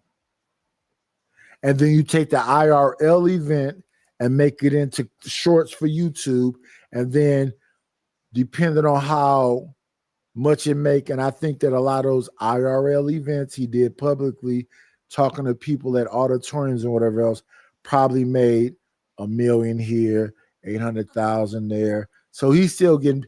If you know how to do this shit, you know how to do this shit. Right, right. So they still making money. Myron for sure. Yeah, Sin said in the comment section that did y'all believe the Asian baby mama skit? I thought it was real. I ain't gonna lie, Sin. I thought it was real. I thought, that was something that, really happened. I still don't know if it's a skit or not, but yeah. Well, to me, I don't care if it's real as long as goofies follow it. Because see, your thing is about, do you believe it's real or not? Let's say it's a skit. Let's say it's a fake scandal. If y'all follow it and y'all watch it 1 million people, 2 million people, then cool, y'all followed it. Then they're gonna take 30% out of that, and he gonna chop up a little bit with the Asian chick and find a new chick to pull the same scam on you goofies again. Right. Right. Did you, man? I thought Tasha K was done with that whole Cardi B situation. I'm not gonna lie. I thought she was gonna be done. No, But she's still because moving. no. That's all good because all she got to do is peak the algorithm to make the money. Go to Twitch, go to Kick, and now she's having live meetups where you got to pay $100 to $300 to just go see her. So she doing it the right way. This is what I learned, and I was looking at what's it called? What is it called? Think Me. Do you know what Think Media is? I've heard of it, but I'm not familiar with what it is. YouTube has a thing called Think Media that tells you what kind of cameras to buy, what kind of all this shit to set up your YouTube and whatever else, and they make their money explaining you how to be a YouTuber. That's how I figured out my damn Stream Deck. That's how I figured out my Wave XLR. That's how I figured out how to do my. So a lot. And what's crazy is I stopped listening to them and started listening to other motherfuckers when I should have been kept completely paying attention to just them. But my point is that if you understand this YouTube, this is what you're supposed to do when you're a real small channel. You got 1,000 subscribers. You're supposed to have affiliate links. Okay. You're supposed to have merchandise. Your hoodies, your mugs, your capes. Yeah. I got a night theme. I could have all kind of medieval shit, knives and crests and swords, and that's all my merchandise. Then if you want to be completely tech, then you start doing a little bit of drop shipping. You get people's emails, throw it into an autoresponder to keep selling them shit. It's about marketing when you got a little channel. Right. Yeah, I'm gonna look into that. Think Media. I'm gonna look into that. I just want to, like, I'm always down to learn, different things and new stuff. Yes, on All that, YouTube, so Think Media. Think Media. I'm gonna check that out. The motherfuckers told me about the camera that I bought. Now, after I listened to them, I then went into the YouTube streets and found folks. So then I remember that there was a time in the manosphere where they was having a conversation about mic supremacy. And that's where I met DJ Kuda and fucking Obsidian. I was trying to think about what mic is the best mic so people can actually hear me. Can I have a God mic and be super loud on people like this right here? I don't want to make beats too loud and blot out. So I try to keep it low. But I did learn about how that's dope. to have a God mic. Yeah, that's dope right there. Like, learn just a lot of that stuff, because that's the crazy thing, how far YouTube has advanced since I was watching it like in 2008, 2009. I'm like, damn, man, YouTube then came a long way, especially when it comes to money. I remember when people were just doing videos for fun, like like Lovely T. Lovely T 2002. She's been around. Yeah, I think the first time I saw her was like in 2010, 2011, when she was used to like do like different videos, and I'm like, so she been around forever. She been around since when it was just making videos for fun and shit. So Let's see. Let's get some more of this out the way so we can go back to the original vid. All right. Jump forward some. Personal, unless it affects you personally. This now I can see it. So what is Obsidian have to do with Kevin Samuel shouting them out? Nothing but who spent 3 years bad mouthing me. He shouted out O'Shea on his show.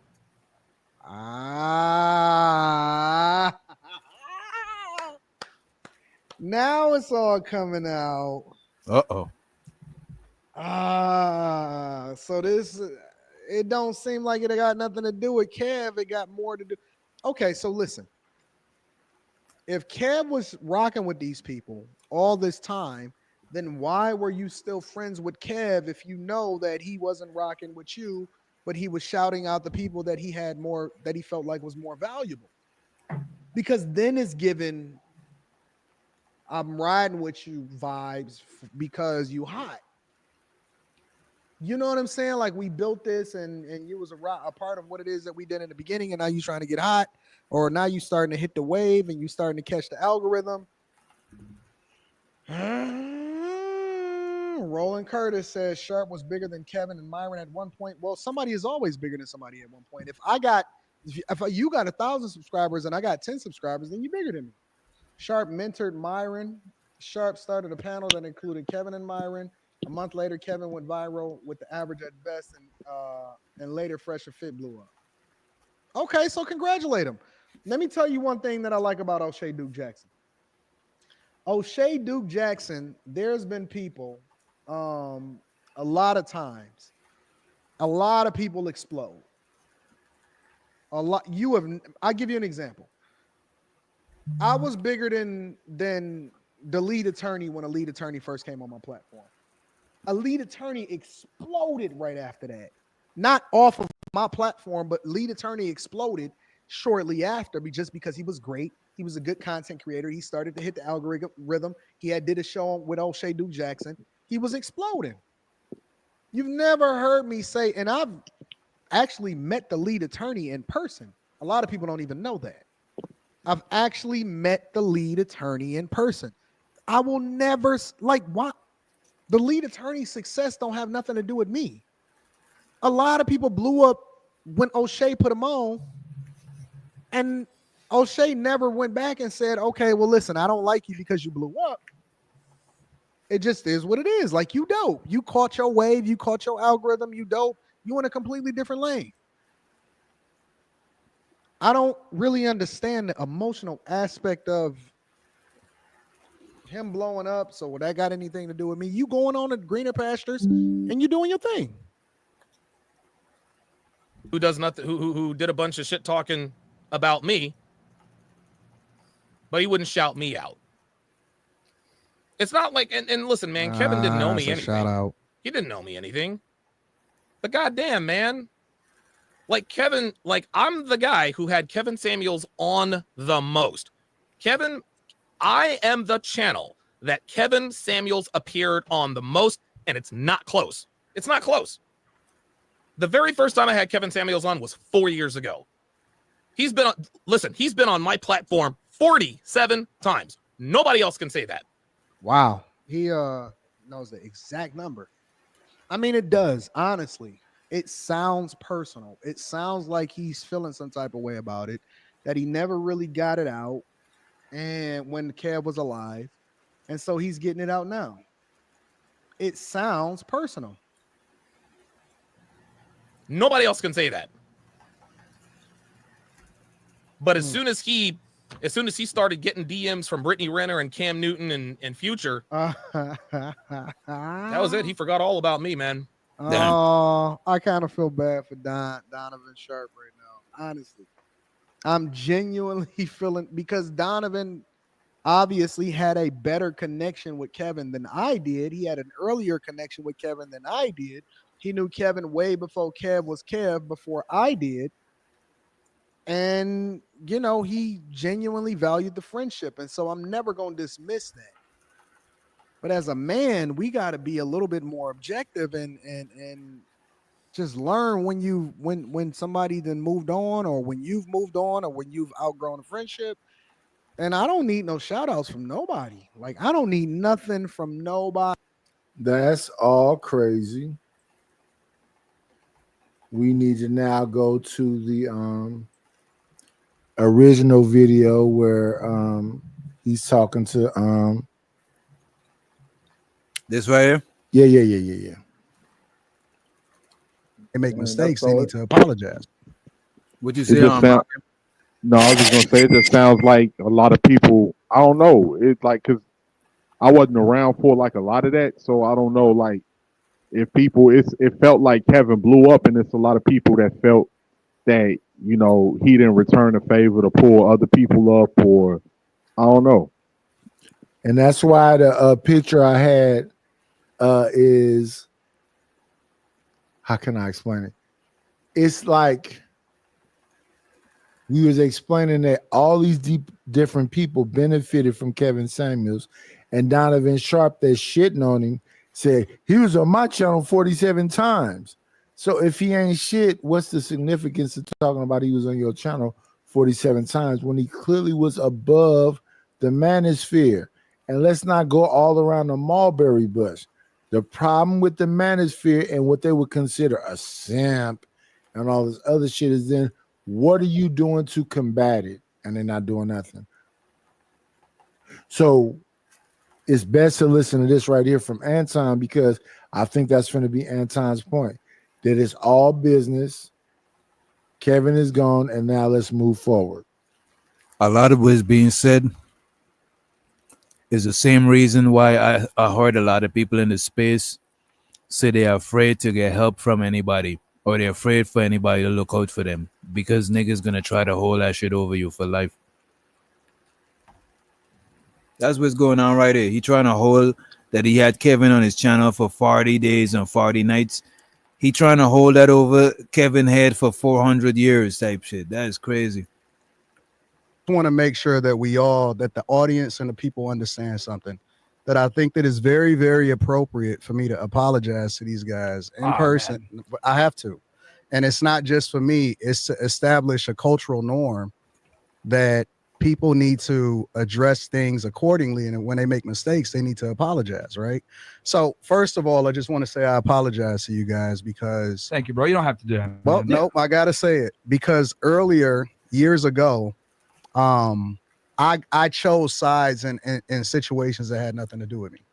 You know what I'm saying? So, and this is not anything that we discussed prior to going live and stuff, but I just wanted to make sure that y'all know that I shouldn't have chose sides, that I shouldn't even have got involved in it. And I needed to make sure that I told y'all in person because it's just the right thing to do. And I needed to meet y'all myself instead of going by things that other people say online.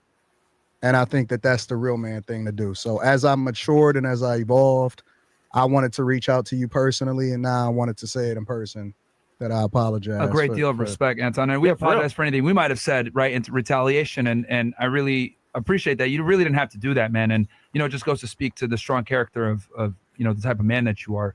And, I'm glad that we're able to bury the hatchet over some stuff that really isn't that important when we can help out way more people working together. So thank you so much for that. I really appreciate that.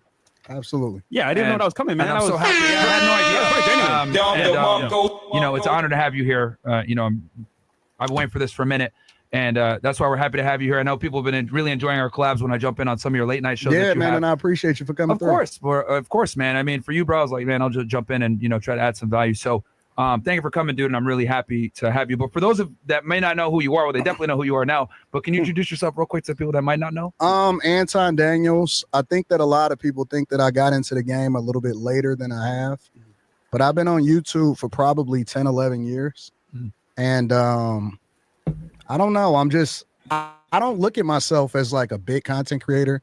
I recently crossed 800,000 subscribers on YouTube on my pretty big, channel. I would say, my friend. That's pretty big. It's dope. So, and that's just one of your channels. You have multiple. Yeah, I got another channel. It's got 370, something like that, 380 subscribers, and then another one with 80 or something like that. But I just try to add value. I try to talk about popular culture issues and look at it from a different perspective. I think that a lot of people, even though we stand on the red pill and masculinity and stuff like that, I think that you guys approach it from a different perspective. For me, I approach it from a completely different perspective, especially where I'm from. You guys are down here in Miami in the thick of things. I'm from the Midwest. So, I just kind of talk about the popular culture issues, but I think that it more or less comes back down to the money for me. I'm all about money. That's all I care about. Also, just to have some context here as well. You do it for value and for the people, because a lot of things you do, I'm like, you could do way bigger things for a certain angle. And it's more like you do it for that's love. True. And I'm wondering, like, okay, he's a YouTuber that's been in the game for years, but you drop all gems that people don't realize that you drop a lot of gems for free on your channel. And if you want to see what's up, look at his actual history, watching your videos. Yeah. Non-stop. That's dope. I appreciate good shit, bro. that. So good shit on you, bro. I appreciate that, bro. I'll definitely do it for the money, though. Of course, but like, love He's as saying well. you could, you're not explaining people as much as other people could, because a lot of people like buy my course or some other shit Well, like you that. know It's what like it you give a lot of is? game out You for could free. do that too, but you don't. I just believe that if you know your stuff, it's not necessarily anything that I need to hold back, because once you tap in, you're gonna see a lot more value. So Yeah. I don't hold back. I don't gatekeep, because I think that the value that I bring is more than just the surface level. So once we start digging into it, once you start seeing the value in it, you're gonna want to meet in person. You know, you're gonna want to deep dive into it. A lot of times I have to put the medicine inside of the candy, because a lot of people need the entertainment value. Yeah, I think that was a good move on Anton. Apologizing.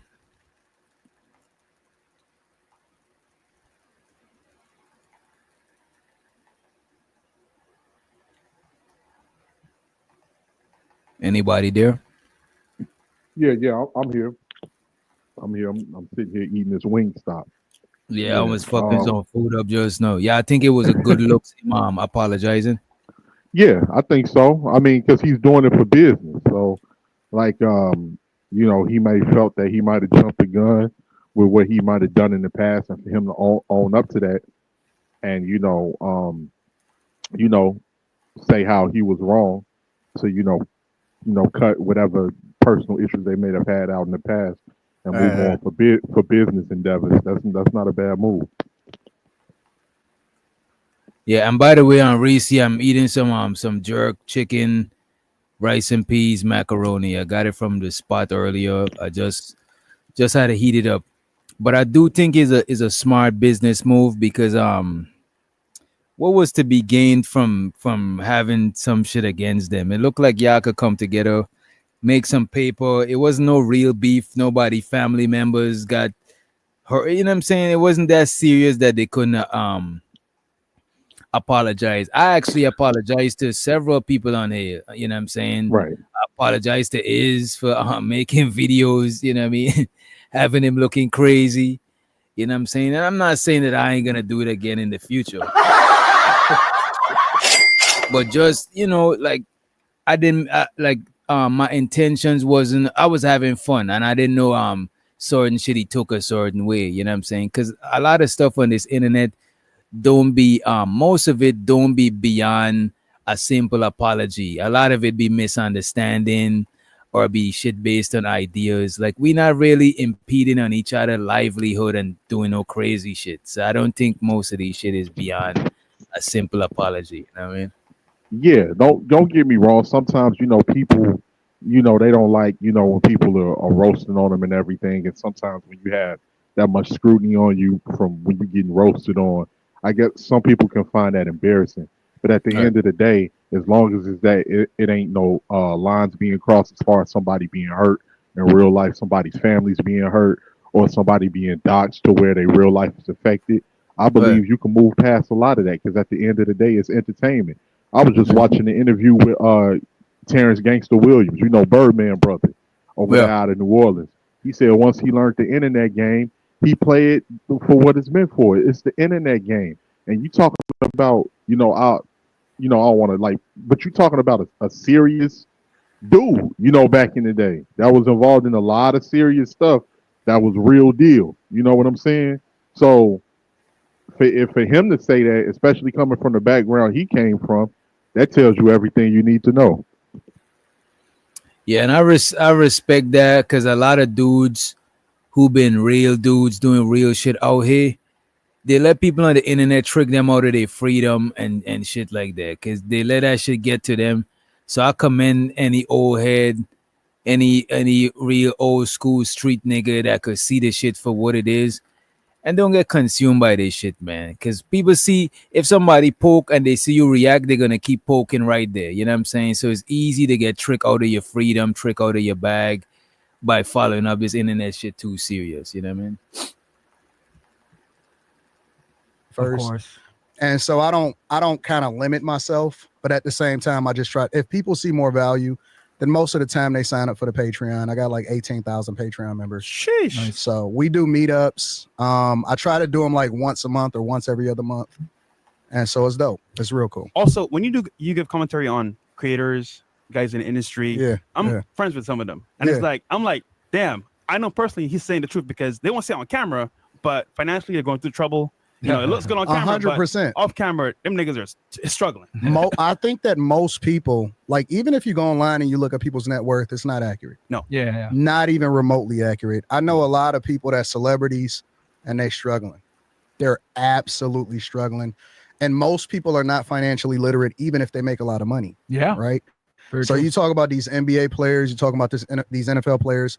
Most people don't realize that these guys, most of them is out of the league on average by 5 years. Most people not making Kevin Durant, Steph Curry money, you know, but they spending like they are. Yeah. And it's got to last them for the rest of their life. Yep. And so what I try to do is I try to reset, level set, and help people to understand that even if you're getting it at the bottom, you still got to have the same type of habits. My budget is the same when I was making 100 grand versus making 3 million. Whoa. So it's the exact same. Yeah. It doesn't change. I keep a percentage of, I only spend about 10% of the money that I make. Yeah. Tops. Yeah. And like, and that 10%, like personally, you mean, right? Like not business expense. Obviously that's going to be more, right? If you're spending. on Yeah. business. Well, the goal for me, a lot of people try to figure out how to make money. I think that when you get past a certain level, you try to figure out how to get rid of money. Okay.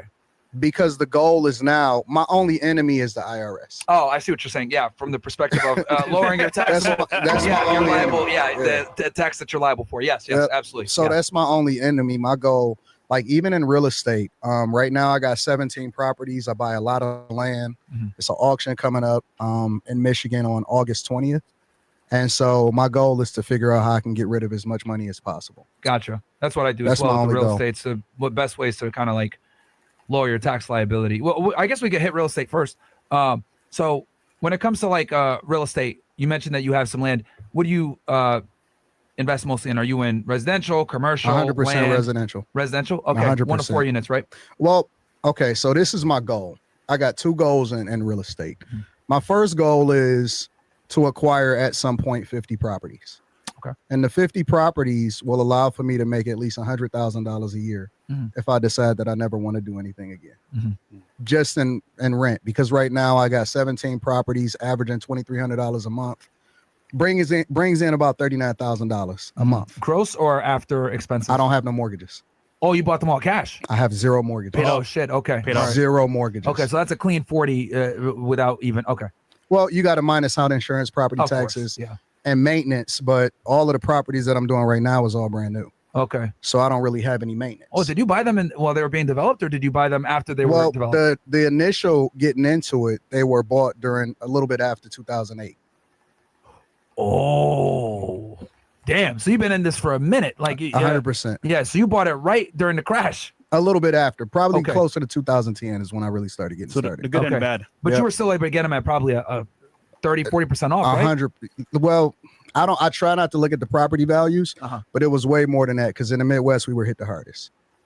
So here's the thing: what people don't understand is I went broke in 2008, 2000, a little bit before 2008.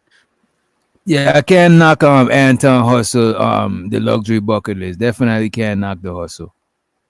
By the time 2008 hit, I was already in the midst of it. How'd you get to, if you don't mind us asking, like for the audience that might not know like your background, how'd you get to that point where you got, obviously the economy was terrible in a way, I know with the real estate market crash, but how'd you get to that point? Okay, so I used to work in a plant. So in Detroit, our goal coming out of high school, I graduated in 2000, born in 1982, so I'm 43 years old. So I graduated high school in 2000. Our goal in Detroit was to just get in the plant. That way we can get A-plan papers, a discount on a Cadillac or a Lincoln, depending on which one you work for. You can get a job right out of high school or you get a job in a steel mill, right? Because Detroit, at that time, it was the #1 auto manufacturer. Yeah, Motor City. 100%. So my brother got me in the plant. I was working about 16 hours a day, 7 days a week. But it was different back then because you didn't actually have to work. So what we would do in the plant is I would cover him, he would cover me.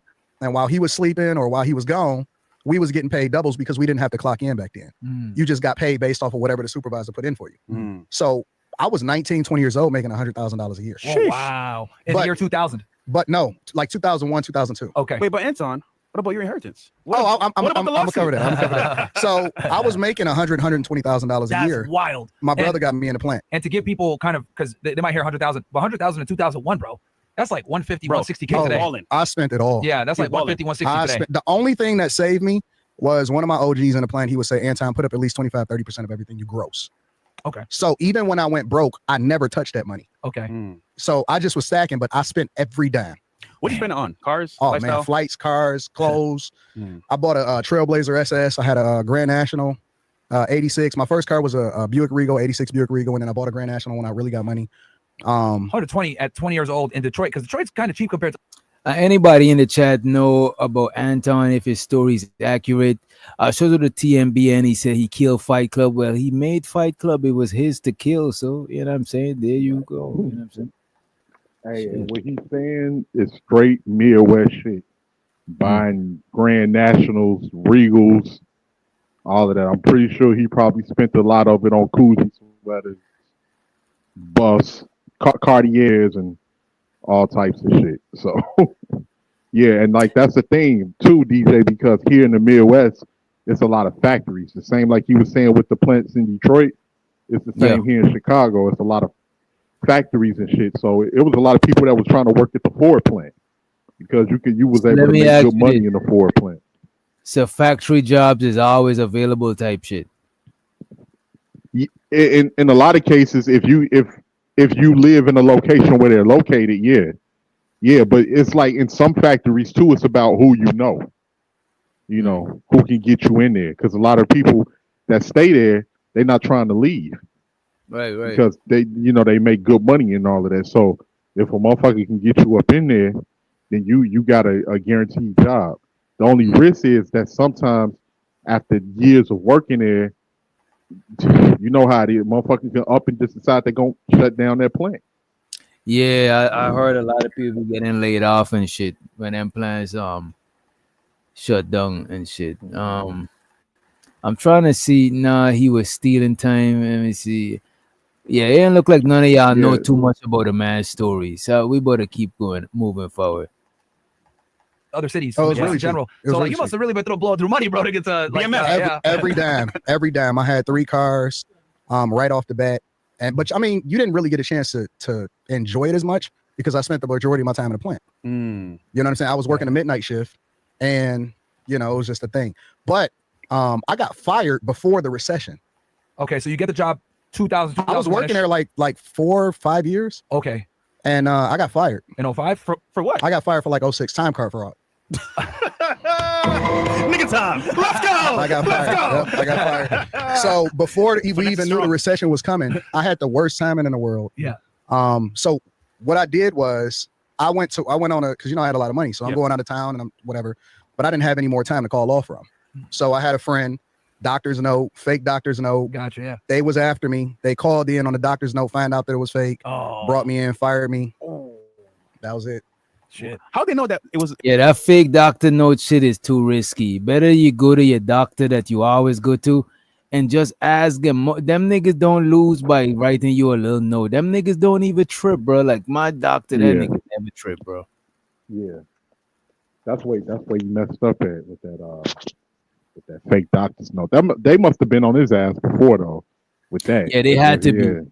Because most of the time they don't force you to bring no doctors, no. Unless you keep calling out all the time, them niggas would be like, nah, we need proof, no. And that raised their suspicions because you calling out all the time.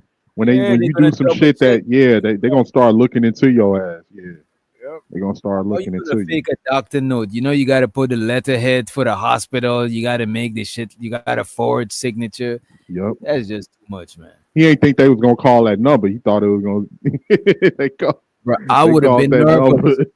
Bro, I would have been nervous from I'm calling out too much and they asking me. I would have had to go to a real doctor because I know they're gonna check me, bro. Like this is like I've been to a job. Them niggas did a random piss test on me, but I'd found out because the supervisor. Well, let me not even say nothing. I'd found out. You know what I'm saying? So I went and do my shit or whatever, passed the test. But from then on, I know that I'm hot. I know that they ain't satisfied with that shit. They're gonna try to catch me again, and they did, bro. You know what I mean? Yeah, I got a friend, man. He drove trucks like me too, and he liked to smoke and shit. And I told him to lay off. I told him to lay off for a minute because the way that they do these tests and all of that. In some places, they don't even just do urine tests no more. They do hair tests. They take your hair and everything. And he fucked up. And he used to I think he was using like his kid's pee or something like that, or somebody. He used to have it like taped to his leg. Well, one time he fucked up, and the lady caught it. So the lady told him he had to do another test, and then he was like, "What?" And she was like, "Yeah, you got to do this over because I saw that stunt you pulled." So he decided not to do it, and he walked off. And I wish Yeah, he if would have you called walk, me. yeah, Yeah, if I you wish he walk would have off, it called me before consider. that. Yeah, if you walk off, it consider like you feel that shit, bro. Yeah, like it was called right of refusal or something like that. And Well, like that mean and on a CDL when you do that shit, they're gonna test you positive for everything. yep, And and he put yeah, that's worse than just going and piss and failing that shit with some bud, right, bro. Cause them niggas, right. cause bro, one time, bro, I went in there with, you know what I'm saying, I'm strapped with the fake pee or whatever. This is a whole nother job. I was trying to work at the airport, but they experience with that shit. So some places what they'll have you in the waiting room for mad fucking long in that AC, bro. Mm-hmm. And I asked them, could I go to my car? They're like, nah, you can't go to your car. I was like, yo, I just gotta go and get a drink of water. Man, it was in the summer. I went there, I put it because I had it in like a little latex glove and shit. I put the glove on the dashboard where the hot sun was at. Man, when I got in there, the lady asked me to go in there. The lady's like, yeah, something is wrong. There's no way your piece should be this hot. You know what I'm saying? And the lady asked me to take that shit back, and I couldn't take it again, and I just dipped from that shit, bro. I just walked out. Yeah, man. Yeah, then you be thinking too, man. You will be no, we need you to do that again. You be in that bathroom like fuck. What the fuck I'm gonna do? Right, bro. Like, it be seeming like the longest 4 minutes. You be trying to think like the fuck I'm gonna do, how the fuck I'm gonna get out this shit. Then you just make it up in your mind like, man, fuck it, I'm just walking out this motherfucker. I ain't looking at nobody in their face. I'm looking straight at the ground. I'm looking at the door. I'm not breaking eye contact with the door. I'm on it. On the real, They man. must have been doing some real investigating. They didn't know. They just checked out everything that I did because I was. They saw the lifestyle. Was it Yeah, that? Or, yeah. Okay. I had the Hold Trailblazer on. SS, everything. Oh yeah, No whips. I bought a Bentley. Oh, I had a Bentley. Yes, I had a Bentley. I got some pictures. I'll show it. I'm sure your boss was driving what, a Honda? Yeah, bro. Toyota? Yeah, and a Bentley back in 05, 04. Like that was a car to have. Yeah. There was in all the rap music videos. Like, do you know PJ? Pejman Gadimi? Is that a car hack? I don't think so. So he used to work at a bank, and he had a better car than his boss. oh yeah, And they got that's gonna put you in the radar, yeah, bro. they're like, "How- Bro, get the guy out here." yeah, that's good, bro. So this is me way back then. What the hell? Yeah. This nigga look like a Detroit nigga for real. What the heck? You put on That's screen. crazy, man. Wait, that's like 04, 05? Yeah, something like that. Come I on, don't know. screen. I don't. Yeah, you can put it up. That shit hilarious, nigga. That shit's funny. Yeah. So I had Wow. houses. I had Bentleys. I had all of that. So I was Yeah. just blowing it as fast as I can get it. I was check. So to check. you think your bosses saw the extravagant lifestyle and were like trying to like, what the hell's Well, going on yeah, here? I mean, because I had the same personality. I talk a lot of shit. But what could they do until they was able to do something? And then they started basically, investigating everything. And then once they found out that I was doing time card fraud, as far as like bringing in fake doctor's notes, they fired me. Okay. Damn. So this 05, 06. So you get fired from the plant, and then what happened? I was working at Root Steel, same local that they make the same union, same local that they make the Ford F-150. Okay. And I got my cars repossessed, moved back into my mom's basement. Oh shit. Yeah. Okay. Was this after you got the second job, or like in between you finding that job? No. I was working the 16 hours when I got fired. Yeah, remember Anton when he had no beard? Nah, I never saw him without. So you didn't without watch the the beard. old. You never watched all the Peep videos then?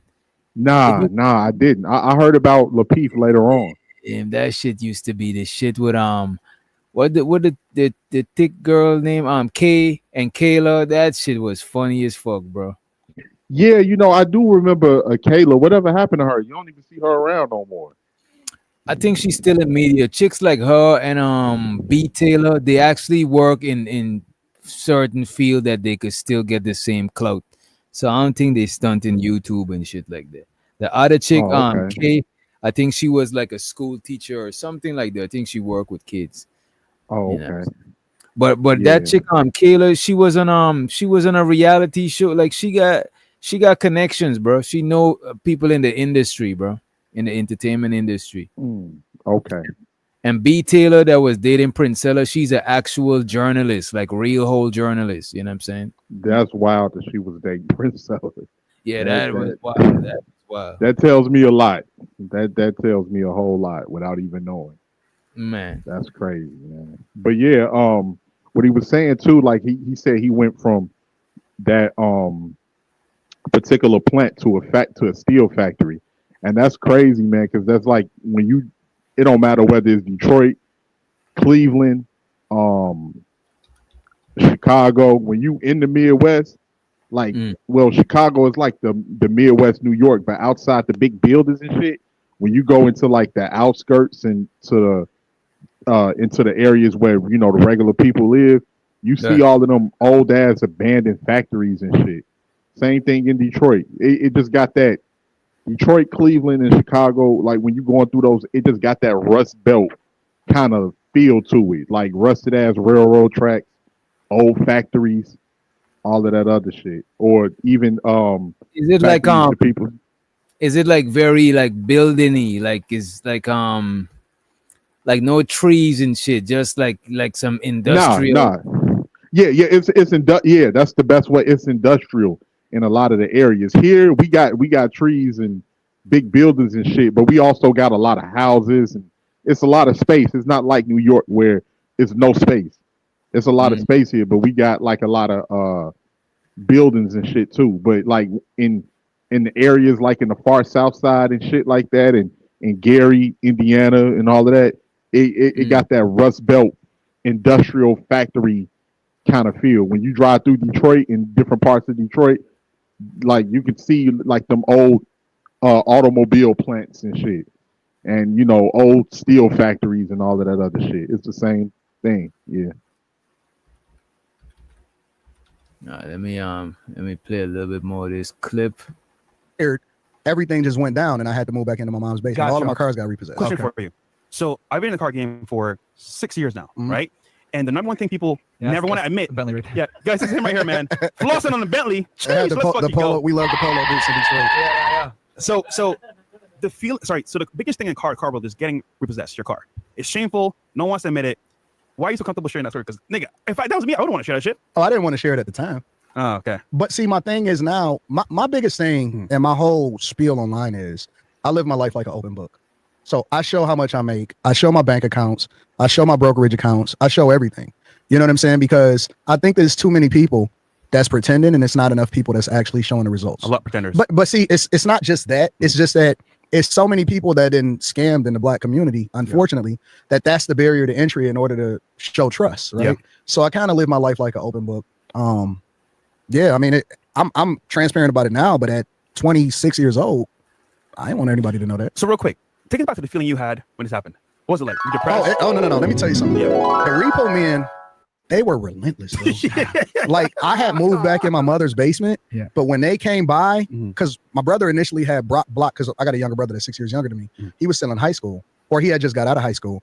He had blocked like the cars in, and they had put it in the garage. But see, they was flashing lights for the neighbors and beeping the horn and kind of like embarrassing me.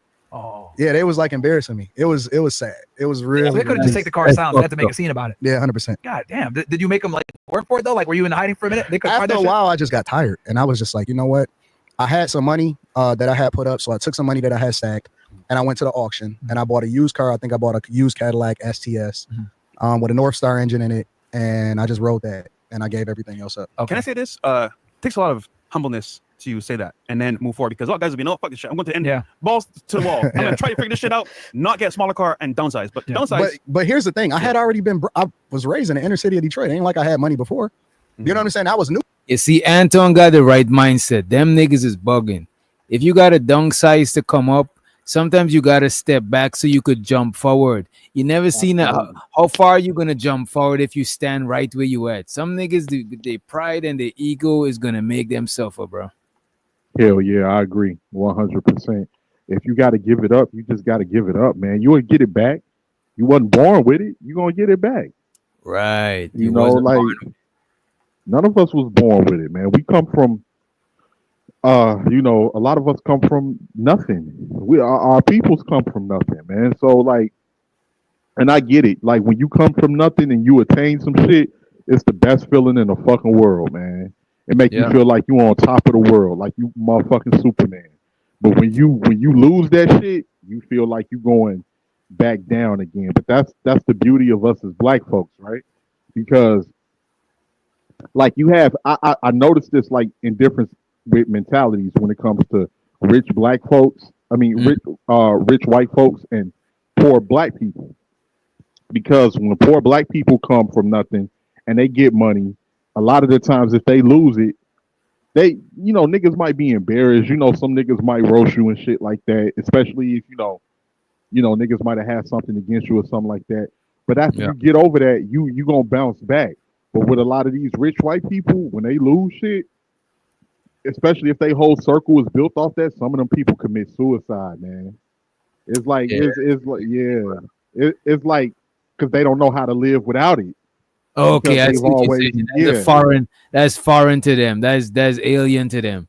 that's alien to them. Like, but the fucked up thing about it is a lot of niggas that come from poverty having money is foreign to us. You know what I'm saying? And that's So why a like lot of us squander this shit on that's some why a lot bullshit. of us squander it. We squander it. But then like you might see niggas that used to have money, you'll be like, damn, bro. I remember he used to be getting it how he lived. Not damn, you down bad. But niggas will get over that. Niggas might be embarrassed for a little bit, but nigga ain't gonna kill himself. You know what I'm saying? Yeah. Like in most cases. But like a lot of them rich people, just think like them motherfuckers lose money in a bad deal or shit like that. It's people in their circles that stop talking to them and motherfuckers don't want to be seen with you and all types of And a shit. lot And of these them can't motherfuckers that you imagine came up with. and a lot of them can't imagine life without this shit. It's like they might as well be dead because they don't know how to live without that shit, bro. Like they never had to. Like you had it all your life and then you get broke at 40, nigga. A lot of Yeah, people, a lot of them, bro. A lot of them people you see that strung out on drugs, bro. That's the people, bro. yeah. You know what I'll be How much wondering though? crackhead you done heard? Mm. No. My bad, DJ. Go ahead. What you was gonna say? I was gonna say how much crackhead you done heard used to be a college professor or some CEO for some company. Them niggas is literally on the street with a fucking old tuxedo type shit. Cause them niggas, Yeah. that's how they dealing with all of them niggas is strung out, bro. And you know what's fucked up when like you remember like you would like be on the block and shit, right? And let's say a crackhead walk past, and then you with like some older niggas and they get to serving them or something, you might make a joke, and then like some of the older niggas will check you on that, like, yo, don't make fun of him, bro. Like he used to be that nigga. I used to look up to him. Like you'll be like, damn, for real? Bro, I You're done like, see yeah, niggas down here that almost made it to the NFL and all types of shit, bro. Niggas was lawyers. Like I'm talking about, I'm in the outskirts, but I'm talking about in the city, bro. That shit yeah. is common, bro. There's a lot of people that used to be somebody, but no, bro, there's niggas that used to be the plug, bro. Them niggas strung out now, bro. Them niggas like look like a shell of who they used to be, bro. Because I remember when I was on the block and shit. This was like way back in the day, Yeah. teenage and shit. And there was a nigga like this nigga rolled up on a bike. Like the old mongoose with the pigs and shit. Nigga rolled up on a bike, and he looking like one of us because we young. So like one of the guys, like one of the guys came down off the porch and shit, and he hollering at him, and then one of the other guys was like, "Man, this motherfucker police or something like that." He like, "Nah, nigga, I ain't police.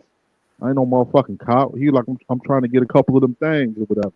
So one of the guys, they went to the gangway in the backyard. You know how niggas had their stash and shit. He came back and he served them. And then one of the dudes that because he looked at our age, he was like, "Man, how old is you, bro?" He was like, "I'm 23." He's like, "Man, a motherfucking 23-year-old crackhead, bro." I'm like, "We ain't never seen no motherfucking crackhead that fucking young." He was like, because usually like what y'all was talking about earlier, the people that got addicted to crack in the 80s, those the motherfuckers that you would see today. You wasn't seeing niggas that turned into crackheads like back then, right, right. that was born in the 80s. Like niggas Yep. that was born in the 80s, that was, you wasn't seeing niggas just like 99, like, you know what? I think I'm gonna smoke some crack. No, that But I ain't gonna hold you, bro. Less than 5 years ago, bro, I seen a crackhead that's younger than me, and I'm like, bro, isn't this new crackheads, bro? You know what I'm saying? I thought everybody that shit be feeling like a motherfucker wearing FUBU or something. You be like, what the fuck, bro? You ain't supposed to be doing no motherfucking rock. That's like that the old pair of FUBU is that shit. Like, where you got that shit from, nigga? oh, the real. Like, come up with some Fat Albert Platinum FUBU, and you like, man, you ain't supposed to be doing that shit, bro. You was supposed to be popping pills or something with the newer generation, not smoking no motherfucking rocks. That shit bro. so 80s. Bro, I done seen young niggas that's on. I'm like, bro, do they? Well, I know there's still a few people that sell crack. Most people that I know that, you know what I'm saying, or I know of, or I, you know, whatever. Most people that still sell like hard and shit is mostly like meth. People that sell coke or meth or some shit. It's rare. Like, don't get me wrong, it's still crack, but it's not like a nigga been sell. It's not on new crack dealers. Not that I know of, bro. That shit is like, It's the only people that sell crack is niggas that used to, but they diversified they hustle. So they sell pills, lean, heroin, but then like when the old school people come back, like, yeah, man, I still got some rocks. I still got a couple. when you a new crackhead, bro, and I'm talking about Buddy was in his 20s, bro. Yeah, that's crazy. Niggas smoke crack, niggas smoke meth too, bro. I'm like, bro, you a nigga and you, bro. Right. That's one of the first black people that I know fuck with meth, bro. I'm like, nigga, you a nigga, bro. Hey, you ain't never seen that video? You ain't never seen that video online where the nigga got offended when old boy was a meth head? He was like, nigga, you a black man. What the fuck you mean you smoke meth? Hey, this nigga response was like, I'm a black man, but I got white sand in me. Damn, bro. the nigga was so offended he swung on him, bro. That's from the ancestors. You're making us look bad. No, the real, like, it's supposed to be against the law. Like, nigga, you black and smoking meth, that's against the law. Like, you can't do that. I feel him though. I used to feel like that, bro. When I first moved up here, bro, I know about people that do meth and shit, right? I moved to New York and come because when I was in New York, I ain't even met one person that even fuck with that shit, bro. I thought that was some exclusive Dunk South shit. When I moved back to Georgia, bro, I'm seeing niggas in their 20s on ice. Bro, even rappers in Atlanta, bro, some of these niggas got caught with that shit, bro. And I know large amongst, little amongst them, bro. Ain't that one of the shit Young Thug got caught up with, bro? I think so, yeah. A lot of niggas do that shit because they keep them up for them studio sessions. But I'm like, ain't no fucking way, bro. Y'all niggas is that shit wild, man. Because that when you see what that shit be doing to white folks, when you see them before and after pictures, like before they was on crystal meth, after, them motherfuckers be looking bizarre. They be looking like that. What was that doctor from Back in the Future with the wild hair and shit? Like, I was like, damn, this nigga got wild ass hair with scars on his face. Yeah, that nigga was that nigga had to be from the future. He on some time travel shit. He had to be on meth, staying up, making them inventions. But bro, a lot of big white girls down south smoke that shit to lose weight, bro. They ain't on that no Ozempic. They on that methamphetamine, bro. That shit is crazy, bro. Cause you up for days, you don't got no appetite. That is crazy, bro. You feeding on your own body fat. Yeah, and that's the crazy thing, because that shit is chemicals, man. I don't even think that shit is dope. A lot of that shit is chemicals and shit like that. So I'm like, damn, man, like, bro, you could buy everything. You could literally go in hardware stores and buy everything it takes to make that shit, bro. That's how crazy that shit is. That is some slow death, bro. That's slow suicide, bro. I was watching one video where they caught a nigga with he was a white dude, but they caught him with meth, fentanyl. I'm like, God damn, that's a sure death. What the fuck? Yeah, I never understood why people look. First, I thought everybody was just being laced with it. People use it to cut so they could cut shit and still make it still strong. But I did not know people request that shit, bro. There's people requesting fentanyl, bro. Like they ain't trying to have you lace they shit with none. No, they want that shit. That is crazy to me, bro. Yeah, that shit is crazy, man. That shit is crazy. Let's check some more of this shit out. Money. Yeah. So I was cool with going back broke because I was like, okay, well, I know what to do now. And I've studied because my first work study job out of high school and in college was the library. So I'm reading the whole time. I'm reading Warren Buffett, A Random Walk Down Wall Street, Buffettology. I'm studying, right? I just don't have the money and the resources as much as I want in order to move. But I was smart enough to realize, okay, I'm not going to keep on pulling money out of the money that I got in order to try to keep up these cars. Yeah. Gotcha. Right. So when I gave the cars up, I was just really like, okay, I was back to the mud. Yeah. It's back to the grind. So now you're and then you're telling us about the real estate. So okay, so it's like 06 now. You 06, 07, I was already broke. Okay. Yep. I was done. And then I got a job at a call center. Okay. And then I got a second job at Home Depot overnight. I went back to school for software engineering, but I did both of them jobs, Anton. Hopefully I become a millionaire like you, nigga. Shit. went to community college. Okay. So here's the thing that people don't really realize about a hack, because everybody is worried about student loans. Your first 2 years, unless you're just trying to fuck everything, you know what I'm saying? And you're just trying to go on campus and stuff like that. Your first 2 years, you're going to transfer out of that. It's all general ed. It's all, you know what I'm saying? So it really don't matter. So I went to community college because I didn't want to incur any student loans. That's so a smart way to go. I went to Oakland Community College. I studied software engineering, and then I transferred after that to Oakland University. This is still in Michigan, though, right? 100%. Okay, Oakland, Michigan. Okay. Yep. So I studied software engineering, and then I had developed an app because that's what I was working on, and it was a music app. And so it was basically in the mixtape era, right? That Piff, that era? That era. Live mixtapes, that Piff, You know, hot new hip I was hop. the owner all of that Piff. Yeah. They got destroyed, bro. They Totally. did, but I seen that coming. Yeah. Right? I seen that coming a long time ago.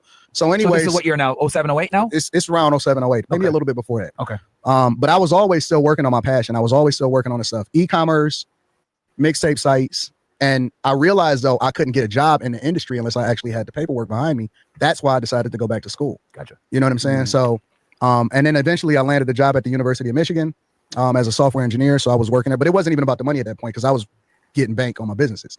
I was making a lot of money with Google AdSense. I was generating a lot of revenue. Okay, you had your YouTube at this point. Well, no. Google AdSense on the sites that I was developing. Oh, so you can pay for ad revenue on your websites. Correct. Yeah, because you can also monetize your website by getting sponsored Correct. ads on your stream. Yeah, the site, putting the site website. the very top. yeah. Yep. Oh, okay. Yep. So I wasn't on YouTube. I don't even know if YouTube was monetized at that point, but Google AdSense was generating a lot of revenue for websites. Gotcha. So my goal was to generate This traffic. is early internet era, so like Correct. people are still running ads on websites. You know, Okay, those this annoying makes sense. banners on the website. Yeah, top is like, they that's get paid what for it those was. ads. Gotcha. Yeah. Yep. Gotcha. So that's how I was generating a lot of revenue, but I wasn't spending the money. I just stayed down in my mom's basement. Question: I wouldn't move out. If you never went broke, you think you would have learned lessons? No, so I needed many- to go broke. You know, what's crazy. It was the best thing. Bro, that's fact, bro. Some of the best lessons I learned is when I had shit. Some of the skills that I got right now, I learned them because I ain't had shit, and I'm on YouTube looking for skills so I could make some paper, bro. Right. Because a lot of times when you got it, you be lazy and you be comfortable getting it the way you getting it all the time until somebody pull that shit from under your feet. Then you forced to innovate and shit. You know what I mean? Right. Before and then your sense is going to kick in because it's survival. Survive, right? So you know your senses is going to kick in. And you're going to be like, but I got to find something. I got to find something to do. Because when I knew I didn't have enough money, so that's when I started looking into trucks. I remember I was riding through the city and I stopped at a gas station, and that's when I just saw this dude doing fuel, and I just asked him. I was like, "Hey man, how much did it take for you to get into doing this?" He was like, "Oh man, I went to school for like 5,000." I was like, "For real?" I was like, "How much you make doing this?" He was like, "I see a good 90,000 a year." And at that time, this was before COVID and all of that shit. So I was like, "Man, that's some good ass money." Then I just started researching and you know, getting the books and shit, and you know, so I can, you know, get into it because I figured that was a way to make money where I didn't have to, you know, be college educated. So, you know, and still be able to make a decent living. So. That's what's up, bro. That trucking shit done save a lot of people. I done seen people come home and start doing that trucking shit, and their life is like, you know what I mean? Their life is Yeah, way better than when they went down the road. You know what I mean?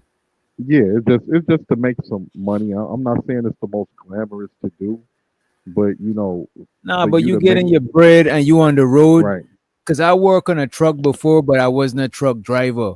Like I work on a moving truck, moving people from state to state, Atlas Moving Company, right? And the Right. thing about what I would say working on the road, bro, you get to save your money, bro. Sure, you buying food, but you ain't spending a lot of bread. You ain't spending rent. You know what I'm saying? Hmm. You could save your bread, and when you come off the road, you got a lump sum. And what would you need a lump sum for? A lot of time, most of the time, you're trying to start a business venture, you do need a lump sum. Right. You know what I'm saying? That's why people take out loans because they could get the money to do the business, but they'll get it over time. So they take out a loan and they work their job to pay that loan, whilst the loan they took out is invested in their business. But now you coming off trucks every like some people be on the road for like maybe like a month at a time or even longer, Yep. traveling from state to Yep. state, especially if you're young, you ain't got family. You come off Right. with a lump sum, bro. You got enough money that you could do some meaningful shit that could change your situation, bro. You could open some shit, you know what I mean, and still work on the road. Put somebody to hold that shit down while you still working on the road. Cause soon as you start a business, you gotta maintain until that shit pick up, because you're not gonna look to eat from it right away. You know what I'm saying? Right. Right. And that's the crazy thing, right? When what you were saying, because yeah, you can make decent money, and then like you say, when you got a lump sum, that's the money you need to make shit shake. When you're trying to invest in the business, you like, all right, I got me a little nest egg, so I'm gonna see what I can make pop, so I can make my money work for me. So yeah. Sin said Anton got an inheritance from his dad's life insurance when he passed. That's what money he used to fund his YouTube career and image. Okay, I that's didn't what's know up. that. Seeing be knowing shit. I didn't even know that. I ain't gonna hold you. Sin is official, bro. Plus, Aunt Sherry had said it before, but we gotta verify it a little bit. Aunt Sherry, we fucks with you. It's still love, you know what I mean? But I heard that. But even if that's what he did, and Red Pill Ranger, pull up. The channel is chill right now. I know. This time you're staying away from the chaos for the rest of the summer. You know what I'm saying? But pull up. But even if some people get inheritance and they squander that shit, so if he was able to take that bread and invest in an image and you know what I'm saying, recuperate some funds, I don't knock it, bro, because I've seen a lot of people waste a lot of bread. Like y'all underestimate people who could flip a bag. That shit is not some normal shit, bro. The majority of niggas I seen touch paper squander that shit, bro. Only a rare few still got some shit to show. You know what I mean? Right. Because when you flipping it, it man, it's a combination. If you got to know what you're doing and luck, bro. It's a Yep. combination of both of them, and you got to have foresight to see which direction that the wind is gonna blow. Mm-hmm. And that's pretty much how you do it. You got to put yourself in people's shoes and see and think about what they may like, what they may spend money on. How Yep. can I get ahead of the curve to learn different shit. It's it's a lot, man. So it's not easy, and then you have to be able to take advantage of an opportunity when an opportunity presents itself. So yeah. Yep. Ongby Streamer said, the inheritance shit is not true. He said that's a YouTube rumor, and he disproves it on this very show. Okay. That ever happened to me, it got me out of the plant. And even though I suffered at the moment, it was the best thing that ever. I mean, at the time, I was broken. Of course. You know what I'm saying? But now looking back on it, it's the best thing that ever happened to me. Every millionaire I know or billionaire I know went broke at some point. And I taught them, okay, you know what? Moving forward, I need to be smart about my money. And even you, didn't you like have a bunch of Jordans and stuff you used to buy? Oh yeah. No, I mean, this is when I was in my 20s. Yeah, I was collecting Jordan, spent a bunch of money on it, like a retard. And I was like, well, why am I doing this? And I just stopped. But that's normal. New money, you got to get it out your system. Yeah, you do. Yeah, you got to get Have it. But see, I'm fortunate enough that I was able to get it out of my system early in my 20s. Yeah. But then I was able to recover from it, and then I did really, really well after that. So now it's not a big deal to me. Now I'm trying to figure out how to get rid of the money versus needing the money in order to make me feel good. Wow. So it's a difference now. W in the chat.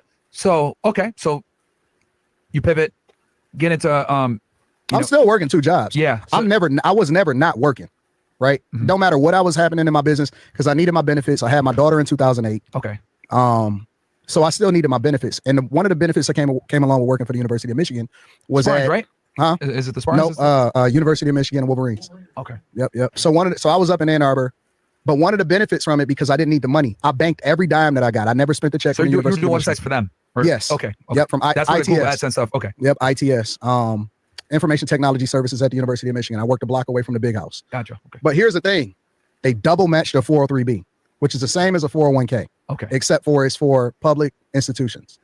And so they double matched your retirement. They gave you the best benefit package.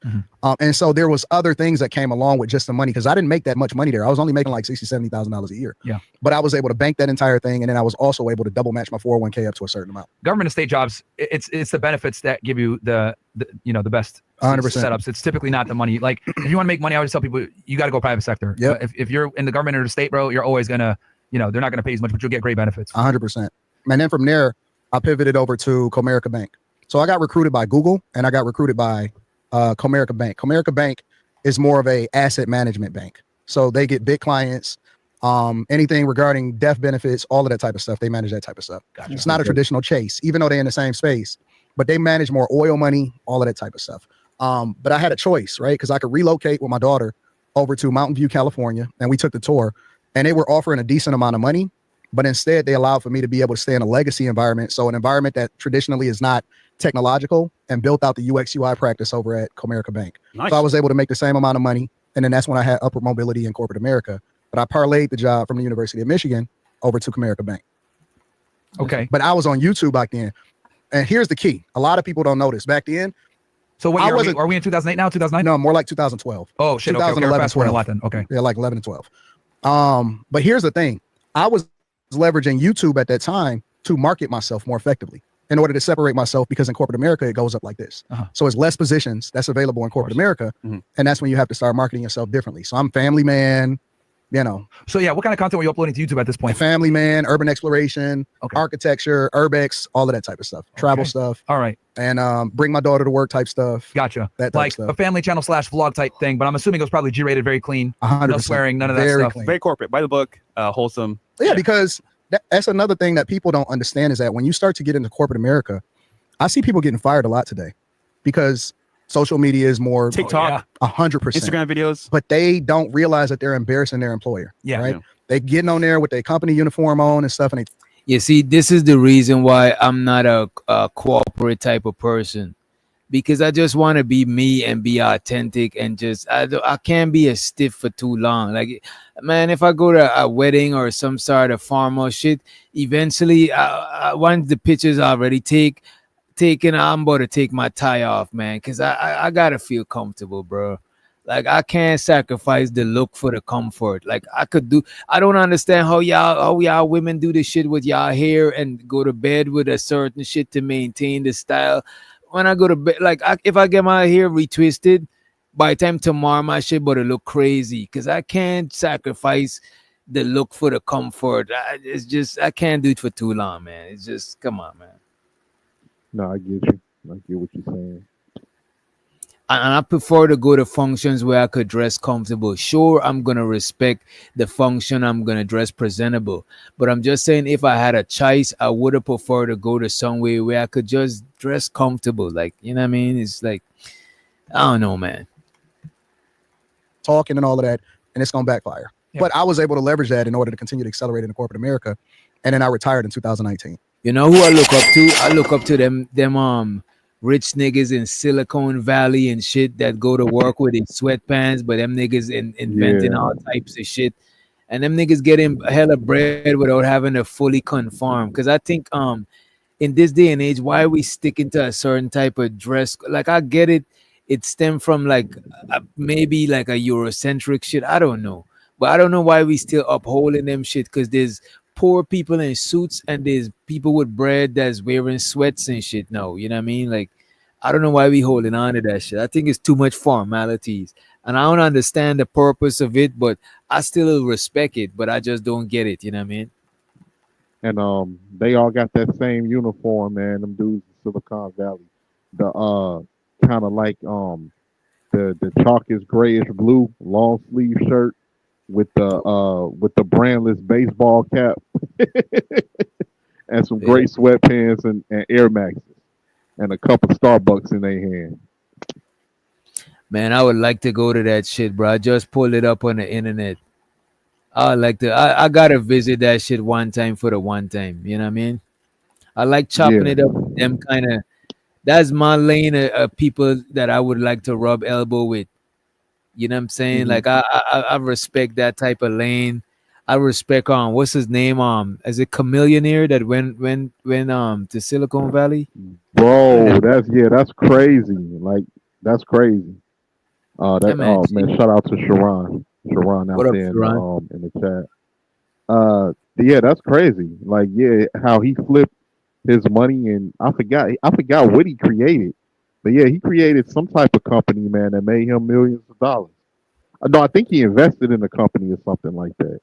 That ended And up he ain't making even him had to rap millions. no more. He stopped rapping. Yeah, yeah, he real smart, man. I respect niggas like that, man. Niggas that's very intelligent. Niggas that don't feel like they too cool to not know shit. I get sick of niggas like that, man. Motherfuckers want to be, oh, I'm too cool not to know shit or don't know anything outside of what I know. Like, Yeah, you I don't gotta, like that shit. I joke about ratchet shit, but I don't think being an idiot is cool. Like I do not think I respect smart shit, bro. Like being an idiot, that shit is never cool, bro. Like in no lane. yeah, how you gonna make shit shake if you don't know anything else about outside of the small bubble that you live in? You know what I'm saying? And Right. so yeah, like if I can pick his brain, man, or sit with some of them niggas from Silicon Valley to see if they can teach me something that I can apply that can further myself, man, I'll be all for it, bro. Same here, bro. I was just looking it up. It looks like he Chameleonaire whose real name is Hakeem Shariki is a successful entrepreneur and investor who transitioned from a career in the music industry to the tech industry. He he's known for his strategic investment in companies like Marcus Studio, Marcus Studio Cruise and Lyft. That's what it was. I think he was one of the early people in the Lyft with that Lyft app, bro.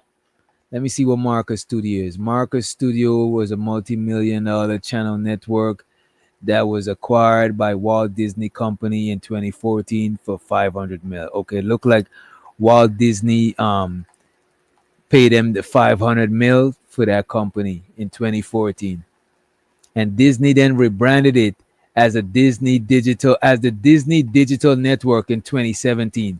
So Disney bought the channel over, the channel that Chameleonaire had invested in. He was part investor.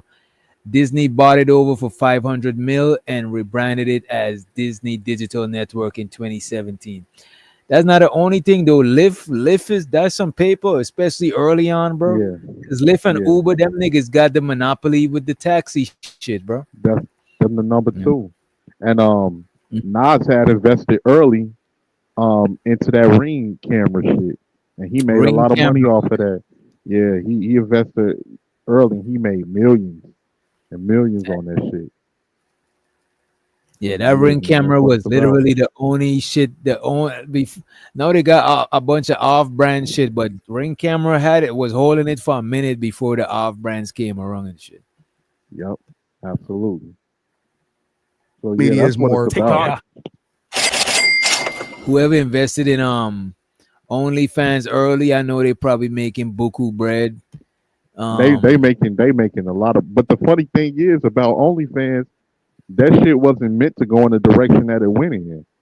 That Mm-mm. shit was just on some other shit, like people that wanted to show their hobbies. Like, hey, I like to cook. Come check out my OnlyFans, and I like to travel here and there. Then that shit went left with So it was went like in the direction. a Patreon type setup. Yeah, yeah, it wasn't meant to go into the direction of the triple X shit. It went in that direction, and it ended up being more profitable. But in the beginning, it was about for people that just wanted to show people their hobbies or people to feel like they had a closer relationship with the celebrities. Vlog type thing, but I'm assuming it was probably G-rated, very clean, 100%. no swearing, none of that Very stuff. clean. Very corporate, by the book, wholesome. Yeah, because that's another thing that people don't understand is that when you start to get into corporate America, I see people getting fired a lot today because social media is more TikTok, 100%, Instagram videos, but they don't realize that they're embarrassing their employer. Yeah. Right.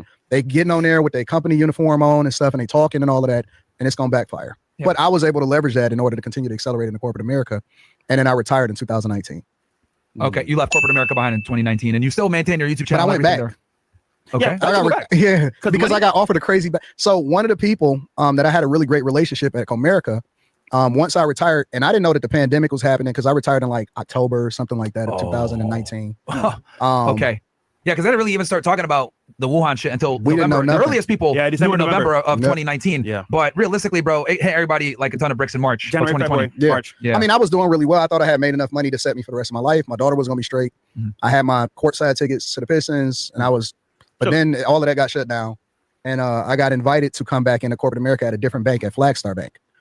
And so I wound up taking a position at Flagstar Bank, but I did it differently back then.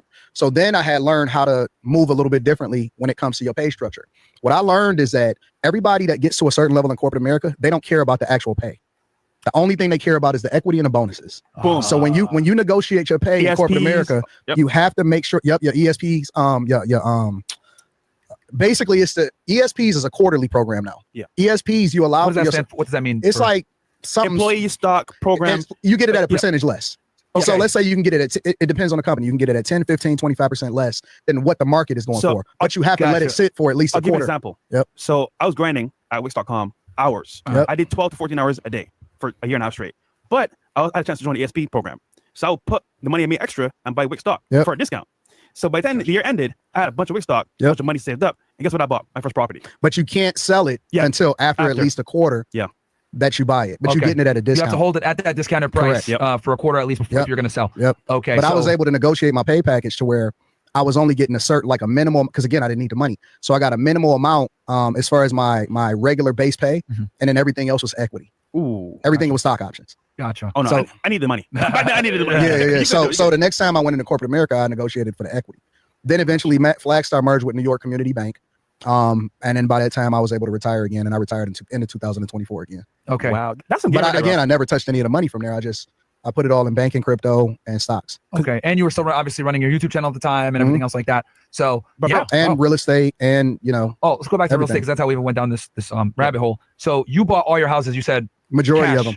So No. Some of them I bought cash in the beginning. When the market started to recover, that's when I then leveraged some of the equity that I had in another property, and then I pulled it out and I bought some more properties. Gotcha. So, But I paid them all off. okay, so that's what I was going to get Why at. do you So, pay them off? Well, I'll tell you in a minute. As soon as he asks the question, go ahead. That's fine. I was going to say, like, did some of them you buy with loans, or did others you buy just straight up cash? I mean, obviously you guys I had only a great bought 3 deal. properties with loans, and then I actually posted. It might Of the still be on my 17 you have. Instagram. Of Yep, the 17 you have, you bought only 3 with loans. yeah. The rest were bought with cash. Correct. Where are you buying them at on average? Like, how much were you? Auctions. Sometimes you go to the Oakland County auction. Oh, but you were then buying once foreclosures. Yeah, but then once you start to get involved with different real estate, like for example, the first piece of land that I bought was actually from a realtor that contacted me, and he was representing a woman that just got out of a divorce. And so she got the property in a divorce, and she just wanted to get rid of it because she wanted to move on with her life and get on with her boyfriend or whatever. Yeah. So you get it at an off-market price, at a better price from people.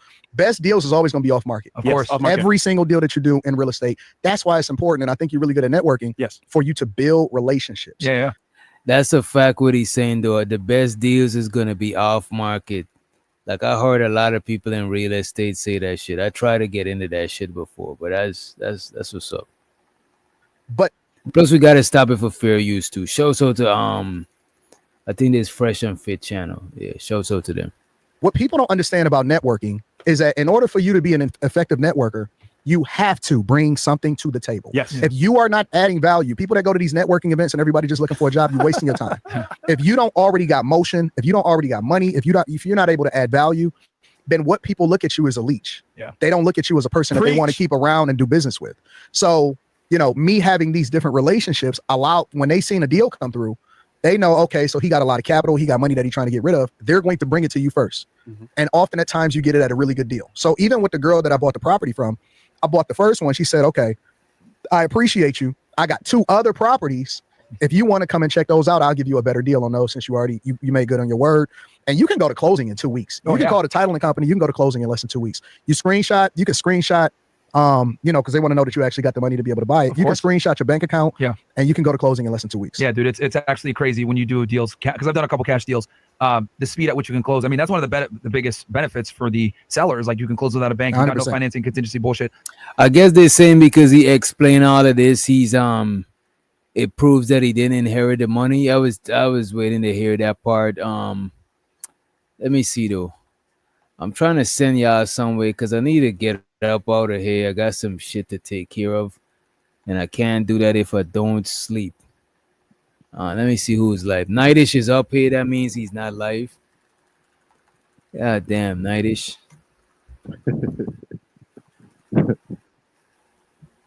Hey DJ, when you ended, I wanted to holler at you for a minute. I'm about to as a matter of fact, I'm about to end it now. I was about to try to fire it up on my other channel, but I'm just gonna send y'all to whoever is live right now. Let me see. Because he's a good person. What'd you say, bro? I said he gonna send y'all to somebody because he's a good person. He ain't gonna just leave you in the dark. Yeah, I don't like doing that. I like sending the people somewhere. The least I could do a lot of stuff on YouTube. I'm not I admit it. I'm not 100. I'm not 100 on top of things. You know what I'm saying? I'm not sharing as much people as I could and stuff like that. But I be streaming so long that by the time I wake up, ask this nigga gets. By the time I wake up is the afternoon, and I don't got that much time to do a lot of shit. I mean, y'all see me on YouTube streaming these long hours, but that's because I spend a lot of time doing it. I don't get to spend a lot of times doing other shit. Like yesterday, I didn't go live. I did some production work. I actually did this shit right here. Let me show y'all. Did this shit right here. I gotta take down this video. This right here in the background. Let me do this. I'm about to let me see. Kind of dope. That's kind of dope. That looked like a PlayStation, like a PlayStation 2, or PlayStation 3 little video game like in the background. That's kind of dope. Right, and and even like with the production, like when I'm live all the time, I don't even be doing it because I still got a life. I still got life outside of YouTube. YouTube is not giving me enough money for me to just do YouTube alone as yet. Like, I'm working on it, and I'll do whatever it takes to get, not whatever it takes, but I'll work hard to get there. But I'm going to do whatever it takes. That's nah. No, You know I what feel I'm you on that one. I feel you on that one, definitely. Yeah, but we better just end, and I guess y'all go anyway. I'm not sure who's live. Let me look on my I'm looking on DJ Witch Doctor algorithm. Let me look on the Not for Human side of things. Let me see who's live over here. Let me see. Damn, Giz is live, but he's live from here. Yeah. You know, we better just end it, y'all. We better just end it. If I'm still up when Nightish go live, I'm gonna post it in Discord and I'll post it on the community tab. In the meantime, in between time, y'all have a good one. It's Monday. We might be up on a Tuesday if I get everything taken care of, but I gotta go pick somebody up from the airport, and I got a couple other shit to do later on today. I appreciate y'all for tuning in. And I guess we see y'all tomorrow. See y'all in these YouTube streets tomorrow. Matthew, be careful, it's slippery right there, so. Jesus Christ! Come back, Matthew! Oh, God. Matthew, God. Rebecca!